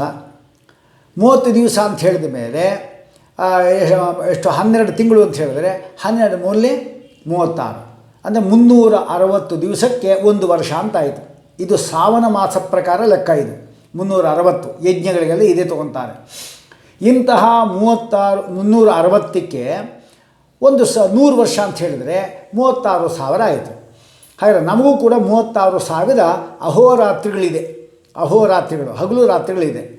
ಆ ಅಹೋರಾತ್ರಿಗಳಲ್ಲಿ ಇದೆ 36,000 ಹಗಲು, 36,000 ರಾತ್ರಿ ಅಂತ ತೆಗೆದುಕೊಂಡಾಗ ಈ ಹಗಲು ರಾತ್ರಿ ನಿಯಾಮಕವಾದಕ್ಕಂಥ ಬೃಹತಿ ಶಾಸ್ತ್ರ ಪ್ರತಿಪಾದ್ಯವಾದ ಯಾವ ಸೂರ್ಯನಲ್ಲಿ ಇರತಕ್ಕಂಥ ಯಾವ ಪರಮಾತ್ಮನ ರೂಪಗಳಿದೆ ಅದೇ ನಮ್ಮಲ್ಲಿ ಕೂಡ ನಿಯಾಮಕ ಅಂತ ಹೇಳ್ತಾ ಇದ್ದಾರೆ. ಈಗ ನೋಡಿ, ಸ್ವಹೃದಯ ಮಧ್ಯಸ್ಥಿತ, ನಮ್ಮ ಹೃದಯದ ಮಧ್ಯದಲ್ಲಿ ಇರುವ ಸುಷುಮ್ನಾ ನಾಡಿ, ಅದು ಒಂದು ಪ್ರಧಾನವಾದ ನಾಡಿ. ಅದರ ದಕ್ಷಿಣ ಪಾರ್ಶ್ವಸ್ಥಿತ, ದಕ್ಷಿಣ ಅಂದರೆ ಬಲಭಾಗ, ದಕ್ಷಿಣ ಭಾಗದಲ್ಲಿ ಇರುವ 50 ಸಂಖ್ಯಾಕ 50, 50 ಅಂದರೆ 50 ಸಂಖ್ಯಾಕವಾದ ಪಿಂಗಲ ನಾಡೀಶು ಅಂತ ಬಂತು. ಪಿಂಗಲ ನಾಡಿಗಳು. ತದುತ್ತರ ಪಾರ್ಶ್ವಸ್ಥಿತ, ಅದರ ಎಡಭಾಗದಲ್ಲಿ ಇರತಕ್ಕಂಥ, ತದು ಅಂತ ಹೇಳಿದ್ರೆ ಯಾವ ಬ್ರಹ್ಮನಾಡಿ, ಅದರ ಎಡಭಾಗದಲ್ಲಿರತಕ್ಕಂಥ ತಾವತ್ ಸಂಖ್ಯಾಕ, ಆ ಹಿಂದೆ ಹೇಳಿರ್ತಕ್ಕಂಥ ಅಷ್ಟೇ ಸಂಖ್ಯಾಕವಾದ, ಅಂದರೆ 50 ಸಂಖ್ಯಾಕವಾದ ಅಚಿ ವ್ಯಂಜನಾರಣ ಪ್ರತಿಪಾದ್ಯ. ಅದು ಅಚಿ ವ್ಯಂಜನ ಇರ್ತಲ್ಲ, ಅದರಿಂದ ಅಚಿ ಮತ್ತು ವ್ಯಂಜನ ಅಂತ ಎರಡದು. ಅಚಿ ಅಂದರೆ ಸ್ವರ, ಆಮೇಲೆ ವ್ಯಂಜನ ಅಂದರೆ ವ್ಯಂಜನಗಳು, ಅರಣ ಅಂದರೆ ಅಕ್ಷರಗಳು, ಅದರಿಂದ ಪ್ರತಿಪಾದ್ಯವಾದ ತಾವತ್ ಸಂಖ್ಯಾಕ ಇಡಾನಾಡೀಶು, ಅಷ್ಟೇ ಸಂಖ್ಯಾಕವಾದ ಇಡಾನಾಡಿಗಳಲ್ಲಿ ತತ್ತದ್ ಯೋಗ್ಯ ತತ್ತತ್ ಕಾಲಾನುಸಾರ ಪ್ರಾಪ್ತ ತತ್ತನ್ನಾಡಿ ಸ್ಥಿತ ಆ ಪರಮಾತ್ಮ ಅಂತ ಹೇಳ್ತಾ ಇದ್ದಾರೆ. ಇದು ಶತಂಚೈಕಾಚ ಹೃದಯಸ್ಯ ನಾಡ್ಯ ಅಂತ ಅದು ಕಾಟಕ ಉಪನಿಷತ್ತಿನಲ್ಲಿ ಅದನ್ನು ಹೇಳಿದ್ದಾರೆ. ಇದರಲ್ಲಿ ಮೂಲಾಧಾರಂ ಸಮಾರಭ್ಯ ಅಂತ ಹೇಳಿದಂತೆ 100 ಪ್ರಧಾನವಾಗಿರ್ತಕ್ಕಂಥ ಒಂದು ನಾಡಿ ಇದೆ. ನಾವು 72,000 ನಾಡಿಗಳು ಏನಿದೆ ಅದನ್ನು ಈ ಎಡಭಾಗದಲ್ಲಿ ಮತ್ತು ಬಲಭಾಗದಲ್ಲಿರತಕ್ಕಂಥ ಇಡ ಮತ್ತು ಪಿಂಗಲ ಎಂಬತಕ್ಕಂಥದ್ದು 50 ನಾಡಿಗಳು ತೆಗೆದುಕೊಂಡಾಗ ಅದು 36,000 ನಾಡಿಗಳು ಎಲ್ಲ ನಮ್ಮ ಅಂಗಗಳಲ್ಲಿ ಕೂಡ ವ್ಯಾಪಿಸಿಕೊಟ್ಟಿರತಕ್ಕಂಥದ್ದಾಗಿದೆ. ಇಂತಹ ನಾಡಿಗಳು ಒಟ್ಟು 72,000 ಇರುತ್ತೆ. ಇಂತಹ 72,000 ನಾಡಿಗಳು ಏನಿದೆ ಅದೇನೇ ಅದರಲ್ಲಿ ಬೃಹತಿ ಶಾಸ್ತ್ರ ಪ್ರತಿಪಾದ್ಯವಾದ 36,000 ಸ್ವರಗಳು, 36,000 ವ್ಯಂಜನಗಳಿರತಕ್ಕಂಥ ವಿಷ್ಣು ರೂಪಗಳು ಇದೆಲ್ಲ ಹರಡಿಕೊಂಡಿದೆ ಇದನ್ನು ಅಂತ ಹೇಳ್ತಾ ಇದ್ದಾರೆ. ಅಂತೂ ಬೃಹತಿ ಶಾಸ್ತ್ರದ 72,000 ಸ್ವರ ವ್ಯಂಜನಗಳಿದೆ ರೂಪಗಳೇ ಮನುಷ್ಯ ದೇಹದ ಎಡಬಲ ಭಾಗಗಳಿರತಕ್ಕಂಥ ನಾಡಿಗಳಲ್ಲೂ ಇದೆ ಅಂತ ತತ್ತದ್ಯೋಗೆ ನೋಡಿ ತಾವತ್ ಸಂಖ್ಯಾಗಿ ಇಡಾನಾಡೀಶು ಅಂತ ಅಲ್ಲಿ ಅರ್ಥ ಬಂತು. ಇನ್ನು ಸ್ವಹೃದಯ ಸ್ಥಿತ ಸುಷುಮ್ನಾ ನಾಡಿ ದಕ್ಷಿಣ ಪಾರ್ಶ್ವಸ್ಥಿತ ಪಂಚಾಶತ್ಸಂಖ್ಯಾಕ ಪಿಂಗಲನಾಡೀಷು ತದುತ್ತರ ಪಾರ್ಶ್ವಸ್ಥಿತ ತಾವತ್ಸಂಖ್ಯಾಕ ವ್ಯಂಜನಾರ್ಣ ಪ್ರತಿಪಾದ್ಯ ತಾವತ್ಸಂಖ್ಯಾಕ ಇಡಾನಾಡೀಷು ತತ್ತತ್ಯೋಗ್ಯ ತತ್ತತ್ಕಾಲಾನುಸಾರ ಪ್ರಾಪ್ತ ಬೃಹತಿ ಛಂದಯುಕ್ ಸಹಸ್ರಗತ ಷಟ್ತ್ರಿಂಶತ್ಸಹಸ್ರ ಹಂಸ ಸ್ವರಾಖ್ಯ ಅಕ್ಷರ ಪ್ರತಿಪಾದ್ಯ.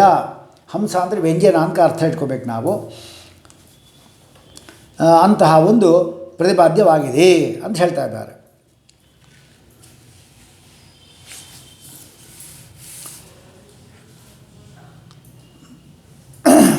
ಇದು ಯಾಕೆ ಈ ರೀತಿ ಅದನ್ನು ಹೇಳಿ ಏನು ಪ್ರಯೋಜನ ಅಂತ ನಮ್ಮ ಪ್ರಶ್ನೆ ಬರುತ್ತೆ ನಮಗೆ.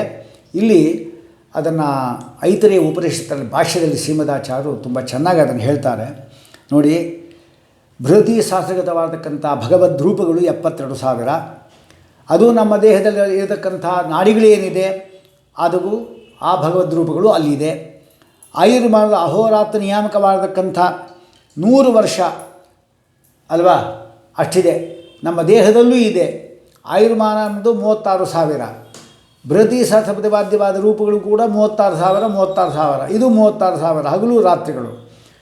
ಆ ರೂಪಗಳಿಗೆ ಮತ್ತು ಈ ರೂಪಗಳಿಗೆ ನಮ್ಮ ದೇಹದಲ್ಲಿರತಕ್ಕಂಥ ನಾಡಿಗಳಿರತಕ್ಕಂಥ ಪರಮಾತ್ಮ ರೂಪಗಳಿಗೆ ಐಕ್ಯ ಚಿಂತನೆ ಮಾಡಿದ್ರೆ ಸತತ 100 ವರ್ಷ ಅವನು ಪರಮಾತ್ಮನ ಉಪಾಸನೆ ಮಾಡಿರತಕ್ಕಂಥ ಫಲ ಬರುತ್ತೆ. ಇದು ಹೇಳಲಿಕ್ಕೋಸ್ಕರ ಅವರು ಇಷ್ಟನ್ನೇ ಹೇಳ್ತಾ ಇದ್ದಾರೆ. ಎಷ್ಟು ಸುಲಭ ನೋಡಿರಿ ನಮಗೆ. 100 ವರ್ಷ ಎಲ್ಲಿ ಹೋಯ್ತೋ ಎಲ್ಲಿ ಹೋದೋ ಏನು ಮಾಡೋದು ಗೊತ್ತಿಲ್ಲ. ಆದರೆ ಈ ಉಪಾಸನೆ ನಾವು ಮಾಡಿದ್ವಿ ಅಂದರೆ ಎಷ್ಟು ನಮಗೆ ಅನುಕೂಲ ನೋಡಿ. ಬೃಹತಿ ಶಾಸ್ತ್ರ ಪ್ರತಿಪಾದ್ಯವಾಗಿರತಕ್ಕಂಥ ಪರಮಾತ್ಮನ 72,000 ರೂಪಗಳು, ಕಾಲ ನಿಯಾಮಕವಾದ 72,000 ರೂಪಗಳು, ನಮ್ಮ ದೇಹದಲ್ಲಿ ಇರತಕ್ಕಂಥ 72,000 ನಾಡಿಗಳಲ್ಲಿರತಕ್ಕಂಥ ಪರಮಾತ್ಮ ರೂಪಗಳು ಎಲ್ಲ ಒಂದೇ. ಇಷ್ಟೇ ನಮ್ಮ ಚಿಂತನೆ. ಇಷ್ಟು ಉಪಾಸನೆ ಮಾಡಿದ್ರೆ ನಾವು ನಮ್ಮ ಜೀವನದಲ್ಲಿ ಹುಟ್ಟಿದಾಗಿಂದ ಹಿಡಿದು ಸಾಯುವವರೆಗೂ ನಾವು ಪರಮಾತ್ಮನ 100 ವರ್ಷ ನಾವು ಉಪಾಸನೆ ಮಾಡಿದರೆ ಏನು ಫಲವೋ ಆ ಫಲ ಈ ಅನುಸಂಧಾನದ ಬರ್ತಾ ಇದೆ ಅಂತ ಹೇಳ್ತಾ ಇದ್ದಾರೆ. ಮುಂದೆ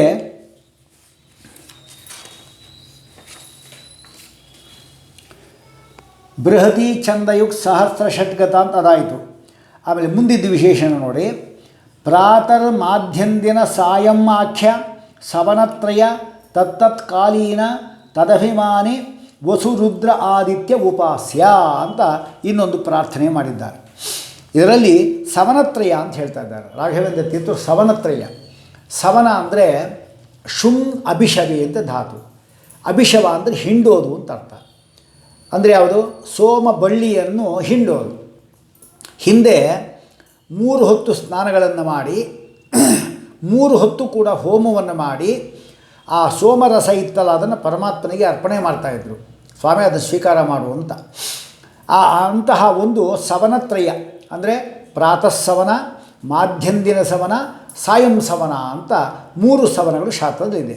ನಾವು 3 ಅರ್ಘ್ಯಗಳು ಕೊಡಲ್ವ ನಾವು. ಪ್ರಾತಃ ಕಾಲ, ಮಧ್ಯಾಹ್ನ ಮಾಧ್ಯಾಹ್ನಿಕಕ್ಕೆ, ಅದಕ್ಕಾಗಿ ಸಾಯಂಕಾಲಕ್ಕೆ ನಾವು 3 ಅರ್ಘ್ಯ ಕೊಡುವಂತೆ 3 ಸವನಗಳನ್ನು ಅವರು ಮಾಡ್ತಾಯಿದ್ರು. ಹಾಗೆ ಸವನತ್ರಯ ಅಂತ ಅದಕ್ಕೆ ಹೇಳ್ತಾರೆ. ಆ ಹಿಂಡಿದ ರಸವನ್ನು ಭಗವಂತನಿಗೆ ಅರ್ಪಣೆ ಮಾಡೋದೇನಿದೆ ಅದು. ಇದು ಯಜ್ಞಾಗಾದಿಗಳಲ್ಲಿ 3 ಕಾಲದಲ್ಲಿ ಕೂಡ ಅದನ್ನು ಕೊಡ್ತಾರೆ. ಯಜ್ಞ ಮಾಡುವಾಗ ಸುಮಾರು 1 ತಿಂಗಳು ಅಥವಾ 15 ದಿವಸ ಹೀಗೆ ಮಾಡುವಾಗ 15 ದಿವಸವೂ ಅಥವಾ 1 ತಿಂಗಳು ಕೂಡ ಆ ಯಜ್ಞ 3 ಬಾರಿ ಅದನ್ನು ಯಜ್ಞವನ್ನು ಕೊಡ್ತಾರೆ. ದೊಡ್ಡ ದೊಡ್ಡ ಯಾಗದಲ್ಲಿ ಕೊಡ್ತಾರೆ. ಹಾಗೆ ಇದಕ್ಕೆ ಪ್ರಾತಃ ಸವನ, ಮಾಧ್ಯಂತ ಸವನ, ಸಾಯಂ ಸವನ ಅಂತ ಕರೀತಾರೆ. ಸವನ ಅಂದರೆ ಯಜ್ಞ. ಇದನ್ನು ಛಾಂದೋಗ್ಯೋಪನಿಷತ್ತು ಸ್ಪಷ್ಟವಾಗಿ ಹೇಳಿದ್ದಾರೆ. ಇನ್ನು ಆಧ್ಯಾತ್ಮಿಕ ಕಾಲತ್ರಯಗಳು ಇದೆ. ಆಧ್ಯಾತ್ಮಿಕವಾಗಿ ನಮಗೆ ಸಂಬಂಧಪಟ್ಟಕ್ಕಂಥ 3 ಕಾಲಗಳಿದೆ. ಅದ್ಯಾವುದು? ಪುರುಷೋ ವಾವ ಯಜ್ಞ ಅಂದರೆ ಇಡೀ ನಮ್ಮ ಜೀವನ ಪೂರ್ತಿ ಒಂದು ಪರಮಾತ್ಮನ ಯಜ್ಞ ಅಂತ ಉಪಾಸನೆ ಮಾಡಬೇಕು. ನಾವು ಮೃತರಾದಾಗ ನಮ್ಮ ಮೇಲೆ, ಶವದ ಮೇಲೆ ನೀರು ಹಾಕ್ತಾರೆ. ಅದೇನು ಆ ಮರಣ ಏನಿದೆ ಅದೇನೇ ಅವೃತ ಸ್ನಾನ. ಇಷ್ಟು ದಿವಸ ಅವನು ಏನು ಕರ್ಮಗಳು ಮಾಡಿದ್ದಾನೆ ಯಜ್ಞಗಳಾಗಿ, ಆ ಯಜ್ಞಗಳಿಗೆ ಅವೃತ ಸ್ನಾನ ಎಂಬತಕ್ಕಂಥದ್ದು ಏನಿದೆ ಅದೇ ಈ ಒಂದು ಸ್ನಾನ ಅಂತ ಮರಣ ಅಂದರೆ ಅವೃತ ಸ್ನಾನ ಅಂತ ಹೇಳ್ತಾರೆ. ಈ ರೀತಿ ಅನುಸಂಧಾನ ಮಾಡಿಕೊಂಡಾಗ ನಮಗೆ ಮರಣ ಅಂದರೆ ಭಯವೇ ಆಗೋದಿಲ್ಲ. ಕಳ್ಳರಿಗೆ ತಮ್ಮ ನೆರಳನ್ನು ನೋಡಿದರೆ ಭಯ. ಹಾಗೆ ಯಾರು ಅನ್ಯಾಯವನ್ನೇ ಮಾಡಿದ್ದಾರೆ ಅವರಿಗೆ ಮರಣ ಕಂಡ್ರೆ ಭಯ ಉಂಟಾಗತ್ತೆ. ಯಾವತ್ತಿದ್ರೂ ಬಂದೇ ಬರುತ್ತೆ. ಈಗ ಮಾಡೋ ಬಿಸಿ ರಕ್ತ ಇರೋ ಮಾಡಿಬಿಡ್ತಾರೆ. ಆಮೇಲೆ ಅವರು ಸಾಯೋ ಕಾಲದಲ್ಲಿ ಅದೆಲ್ಲ ಬಂದೇ ಬರುತ್ತೆ, ಅದು ಬಿಡಲ್ಲ. ಹಾಗೆ ಪುರುಷ ಜೀವನವೇ ಒಂದು ದೊಡ್ಡ ಯಜ್ಞ ಅಂತ ಕರೀತಾ ಇದ್ದಾರೆ. ಹೀಗೆ ಬೆಳಿಗ್ಗೆ ಮತ್ತು ಮಧ್ಯಾಹ್ನ ಮತ್ತು ಸಾಯಂಕಾಲ ಎಂಬುದಾಗಿ 3 ವಿಭಾಗ ಮಾಡಿದ್ದಾರೆ. ಹಾಗೆ ನಮ್ಮ ಜೀವನವನ್ನು ಕೂಡ 3 ವಿಭಾಗ ಮಾಡಿದ್ದಾರೆ. ಇದಕ್ಕೆ ಯಾವುದ್ಯಾವುದು 24 ವರ್ಷಗಳು ಅಂದರೆ ಹುಟ್ಟಿದಾಗಿಂದ 24 ವರ್ಷಗಳು ಪ್ರಾತಃ ಕಾಲ. ನಮ್ಮ ಜೀವನದಲ್ಲಿ ಹೇಳ್ತಾ ಇರೋದು ಒಟ್ಟು ಈ ರೀತಿ ತೆಗೆದುಕೊಂಡಾಗ 116 ವರ್ಷ ಬರುತ್ತೆ. ಒಟ್ಟು 116 ವರ್ಷ ಇರೋದು. ಆದ್ದರಿಂದ ಮೊದಲ 24 ವರ್ಷಗಳೇನಿದೆ ಅದು ಪ್ರಾತಃ ಕಾಲ. 25ರಿಂದ ಇನ್ನು ಪುನಃ 44 ವರ್ಷ ತಗೋಬೇಕು. ಅಂದರೆ 24 ಒಂದು 68 ವರ್ಷ ಆಯಿತು. 68 ವರ್ಷಗಳವರೆಗೂ ಕೂಡ ಅದು ಮಾಧ್ಯಂದಿನ ಸವನ. 69ರಿಂದ ಹಿಡಿದು 116 ವರ್ಷ ಅಂದರೆ ಪುನಃ 48 ವರ್ಷ. 24, 44, 48 ವರ್ಷ, ಒಟ್ಟು 116 ವರ್ಷ ಆಯಿತು. ಇದು ಸಾಯಂ ಸವನ ಅಂತ ಕರೀತಾರೆ. ಇದಕ್ಕೆ ನಮ್ಮ ಇಂದ್ರಿಯಾಭಿಮಾನಿ ದೇವತೆಗಳು ಇರುವಂತೆ ನಮ್ಮ ಕರ್ಮಗಳಿಗೂ ಕೂಡ ಮಾಡಿದ ಕರ್ಮಗಳಿಗೂ ಕೂಡ ದೇವತೆಗಳಿದ್ದಾರೆ. ಅವರನ್ನು ಕ್ರಮವಾಗಿ ಪ್ರಾತಃ ಸವನಕ್ಕೆ ಅವರು ವಸು ಅಂತ ಕರೀತಾರೆ, ರುದ್ರ ಅಂತ ಕರೀತಾರೆ, ಆದಿತ್ಯ ಅಂತ ಕರೀತಾರೆ. ವಸು, ರುದ್ರ, ಆದಿತ್ಯ ಅಂತ ಅವರ ಹೆಸರು. ಇವರಿಗೆ ಈ ಇಂದ್ರಿಯಾಭಿಮಾನ ದೇವತೆಗಳಂತೆ ಈ ವಸುರುದ್ರ ಆದಿತ್ಯರು ಎಂಬುದಕ್ಕಂಥವರು ಅದು ಪ್ರೇರಕರಾಗಿರ್ತಾರೆ ಅವರು ಈ ಕೆಲಸಗಳಿಗೆ. ಆದ್ದರಿಂದ ವಸುರುದ್ರ ಆದಿತ್ಯರೇನಿದ್ದಾರೆ ಅವರು ಈ ನಮ್ಮ ಜೀವನದಲ್ಲಿ 116 ವರ್ಷದಲ್ಲಿ ಅವರು ನಮಗೆ ಪ್ರೇರಕರು. ನಾವು ಹುಟ್ಟಿದಾಗಿಂದ ಹಿಡಿದು 24 ವರ್ಷ, ಹುಟ್ಟಿದಾಗಿಂದ ಹಿಡಿದು ಅಂದರೆ ಏನು? ಹುಟ್ಟಿದಾಗ ನಮಗೇನು ಗೊತ್ತಾಗೋದಿಲ್ಲ. ಹುಟ್ಟಿದ್ದು ಅದನ್ನು ಗೊತ್ತಿಲ್ಲ. ಆಮೇಲೆ ಅದನ್ನು ಅರ್ಪಣೆ ಮಾಡಬೇಕು. ಬೆಳೆದಿದ್ದು, ಉಸಿರಾಡೋದು, ಅಕ್ಷರಾಭ್ಯಾಸ ಆಯಿತು, ಚೌಲ ಆಯಿತು, ಉಪನಯನ ಆಯಿತು, ಮದುವೆ ಆಗುತ್ತೆ ಇಲ್ಲಿ ಗೊತ್ತಿಲ್ಲ 24ಕ್ಕೆ. ಅಂತೂ ಇನ್ನು ಯಾರು ಸೇವೆ ಮಾಡಿದ್ದು, ಓದಿದ್ದು, ವೇದಾಧ್ಯಯನ ಮಾಡಿದ್ದು ಇವೇ ಮೊದಲಾದ ಎಲ್ಲವೂ ಕೂಡ 24 ವರ್ಷ ಆದಾಗ ವಸು ಎಂಬತಕ್ಕಂಥ ದೇವತೆ ಏನಿದ್ದಾರೆ ಅವರ ಅಂತರ್ಯಾಮಿಯಾದ ಭಾರತೀರಮಣ ಮುಖ್ಯ ಪ್ರಾಣಾಂತರ್ಗತ ಆ ಪರಮಾತ್ಮನಿಗೆ ಅರ್ಪಣೆ ಮಾಡಿದ. ಸ್ವಾಮಿ, ಹುಟ್ಟಿದಾಗಿಂದ ಹಿಡಿದು ಉಸಿರಾಡಿಸಿದ್ದಿ ನೀನೇ, ಉಪನಯನಗಳು ಮಾಡಿದ್ದಿ, ವೇದಾಧ್ಯಯನ ಮಾಡಿದ್ದಿ, ಗೌರವ ಕೊಟ್ಟು, ಓದಲಿಕ್ಕೆ ಒಳ್ಳೆಯ ಒಂದು ನಮಗೆ ನಂಬರ್ಗಳು ತಂದುಕೊಟ್ಟು, ಇದೆಲ್ಲವೂ ಕೂಡ ನಿನ್ನ ಅನುಗ್ರಹದಿಂದ ಆಗಿರತಕ್ಕಂಥದ್ದು. ಆರೋಗ್ಯ ಕೊಟ್ಟಿದ್ದಕ್ಕಿಂತ 24 ವರ್ಷ, ದೈಹಿಕ ದಾರ್ಢ್ಯ ಕೊಟ್ಟಿದ್ದಿ, ಇದೆಲ್ಲ ನಿಂಗೆ ಅರ್ಪಣೆ ಮಾಡಿದ್ದೀನಿ ಅಂತ ಹೇಳ್ಬಿಟ್ಟು ಆ 24 ವರ್ಷ ಆದಾಗೆ ನಾವು ಇದನ್ನು ಅರ್ಪಣೆ ಮಾಡಬೇಕು. ಅಂದರೆ 25ಕ್ಕೆ ಬಿದ್ದಾಗ 25ನೇ ವರ್ಷದಿಂದ ಸುಮಾರು 68 ವರ್ಷದವರೆಗೆ ರುದ್ರನಾಮಕ ಇಂದ್ರಿಯಾಭಿಮಾನಿ ದೇವತೆಗಳು ನಮಗೆ ಪ್ರೇರಕ ಆಗಿರ್ತಾರೆ. ಆದ್ದರಿಂದ ಅವರ ಪ್ರೇರಣೆಯಿಂದ ಮಾಡಿರತಕ್ಕಂಥ ಕರ್ಮಗಳು ಯಾವುದ್ಯಾವುದು? ಹೆಂಡತಿ ಮದುವೆ ಮಾಡಿಕೊಂಡಿದ್ದು, ಹೆಂಡತಿ ಮಕ್ಕಳನ್ನು ಬೆಳೆಸಿದ್ದು, ಅವರಿಗಾಗಿ ಓದಾದ್ದು, ಕೆಲಸ ಪಡ್ಕೊಂಡಿದ್ದು, ಕೆಲಸ ಮಾಡಿದ್ದು, 1 2 ಎಷ್ಟಿರುತ್ತೆ ನೋಡಿ. ಅಥವಾ ಸ್ವಾಮಿಗಳು ಬಂದಿದ್ದು, ಸ್ವಾಮಿಗಳಿಗೆ ಅತಿಥಿ ಅಭ್ಯಾಗತರ ಪೂಜೆ ಮಾಡಿದ್ದು, ಬ್ರಾಹ್ಮಣ ದಾನ ಮಾಡಿದ್ದು, ಇವೇ ಎಲ್ಲ ಕೆಲಸಗಳು ಕೂಡ 69ನೇ ವಯಸ್ಸಿನಲ್ಲಿ ನಾವು ಇನ್ನೊಂದು ಸಾರಿ ಆ ಪರಮಾತ್ಮನಿಗೆ ಅದು ಅರ್ಪಣೆ ಮಾಡಬೇಕು. 69ರಿಂದ ಇದು ಆಧ್ಯಾತ್ಮಿಕವಾದಕ್ಕಂಥ ಒಂದು ಮಾಧ್ಯಂದಿನ ಸವನ ಅಂತ ಇದನ್ನು ಕರೀತಾರೆ. ಕೊನೆಗೆ ಮರಣದ ಸಮಯವರು ಕೂಡ ಆ ಆದಿತ್ಯ ಎಂಬತಕ್ಕಂಥ ಇಂದ್ರಿಯಾಭಿಮಾನಿ ದೇವತೆಗಳು ನಮಗೆ ಪ್ರೇರಣೆ ಮಾಡಿರ್ತಾರೆ. ಎಲ್ಲಿವರೆಗೂ? ಮರಣದ ಸೂಚನೆ ನಮ್ಗೆ ಗೊತ್ತಾಗುತ್ತೆ. ಮರಣದ ಸೂಚನೆ ಗೊತ್ತಾಗುತ್ತೆ ನಮಗೆ. ಆ ಗೊತ್ತಾದ ಕೂಡಲೇ ನಮಗೆ 100 ವರ್ಷ ಬದುಕಿದ್ದರೂ ಸರಿ, 105 ಬದುಕಿದ್ದು ಸರಿ, 110 ಬದುಕಿದ್ದು ಸರಿ. ಆದರೆ ಯಾವಾಗ ನಮಗೆ ಮರಣ ಸೂಚನೆ ಗೊತ್ತಾಗುತ್ತಾಗ ಸ್ವಾಮಿ, ಇಲ್ಲಿಂದ ಹಿಡಿದು ಇಲ್ಲಿವರೆಗೆ ಏನೇನು ಕರ್ಮಗಳನ್ನು ಮಾಡಿಸಿದ್ದಿ ಅದೆಲ್ಲವೂ ಕೂಡ ನಿನಗೆ ಅರ್ಪಣೆ ಮಾಡಿದ್ದಿ ಎಂಬುದಾಗಿ ಆದಿತ್ಯ ಅಂತರ್ಗತನಾಗತಕ್ಕಂಥ ಪರಮಾತ್ಮನಿಗೆ ಅರ್ಪಣೆ ಮಾಡಿದ್ವಿ ಅಂದರೆ ಇದು ಪುರುಷೋಭಾವ ಯಜ್ಞ. ಇದು ಸವನತ್ರಯ. ಅದನ್ನು ಹೇಳ್ತಾರೆ. ಪ್ರಾತರ್ ಮಾಧ್ಯಂದಿನ ಸಾಯಮಾಖ್ಯ. ಆಖ್ಯ ಅಂದರೆ ಹೆಸರು. ಸಾಯಂ ಎಂಬ ಸವನತ್ರಯ 3 ಸವನಗಳಾಯಿತು. ತತ್ತತ್ಕಾಲೀನ ಆಯಾಯ ಕಾಲಕ್ಕೆ ಅಂದರೆ 24, 44, 48 ಒಟ್ಟು 116 ವರ್ಷ. ವಸು ರುದ್ರ ಆದಿತ್ಯ ತದಭಿಮಾನಿ ವಸು ರುದ್ರ ಆದಿತ್ಯ ಉಪಾಸ್ಯನೇ ಅಂತ ಕರೀತಾ ಇದ್ದಾರೆ.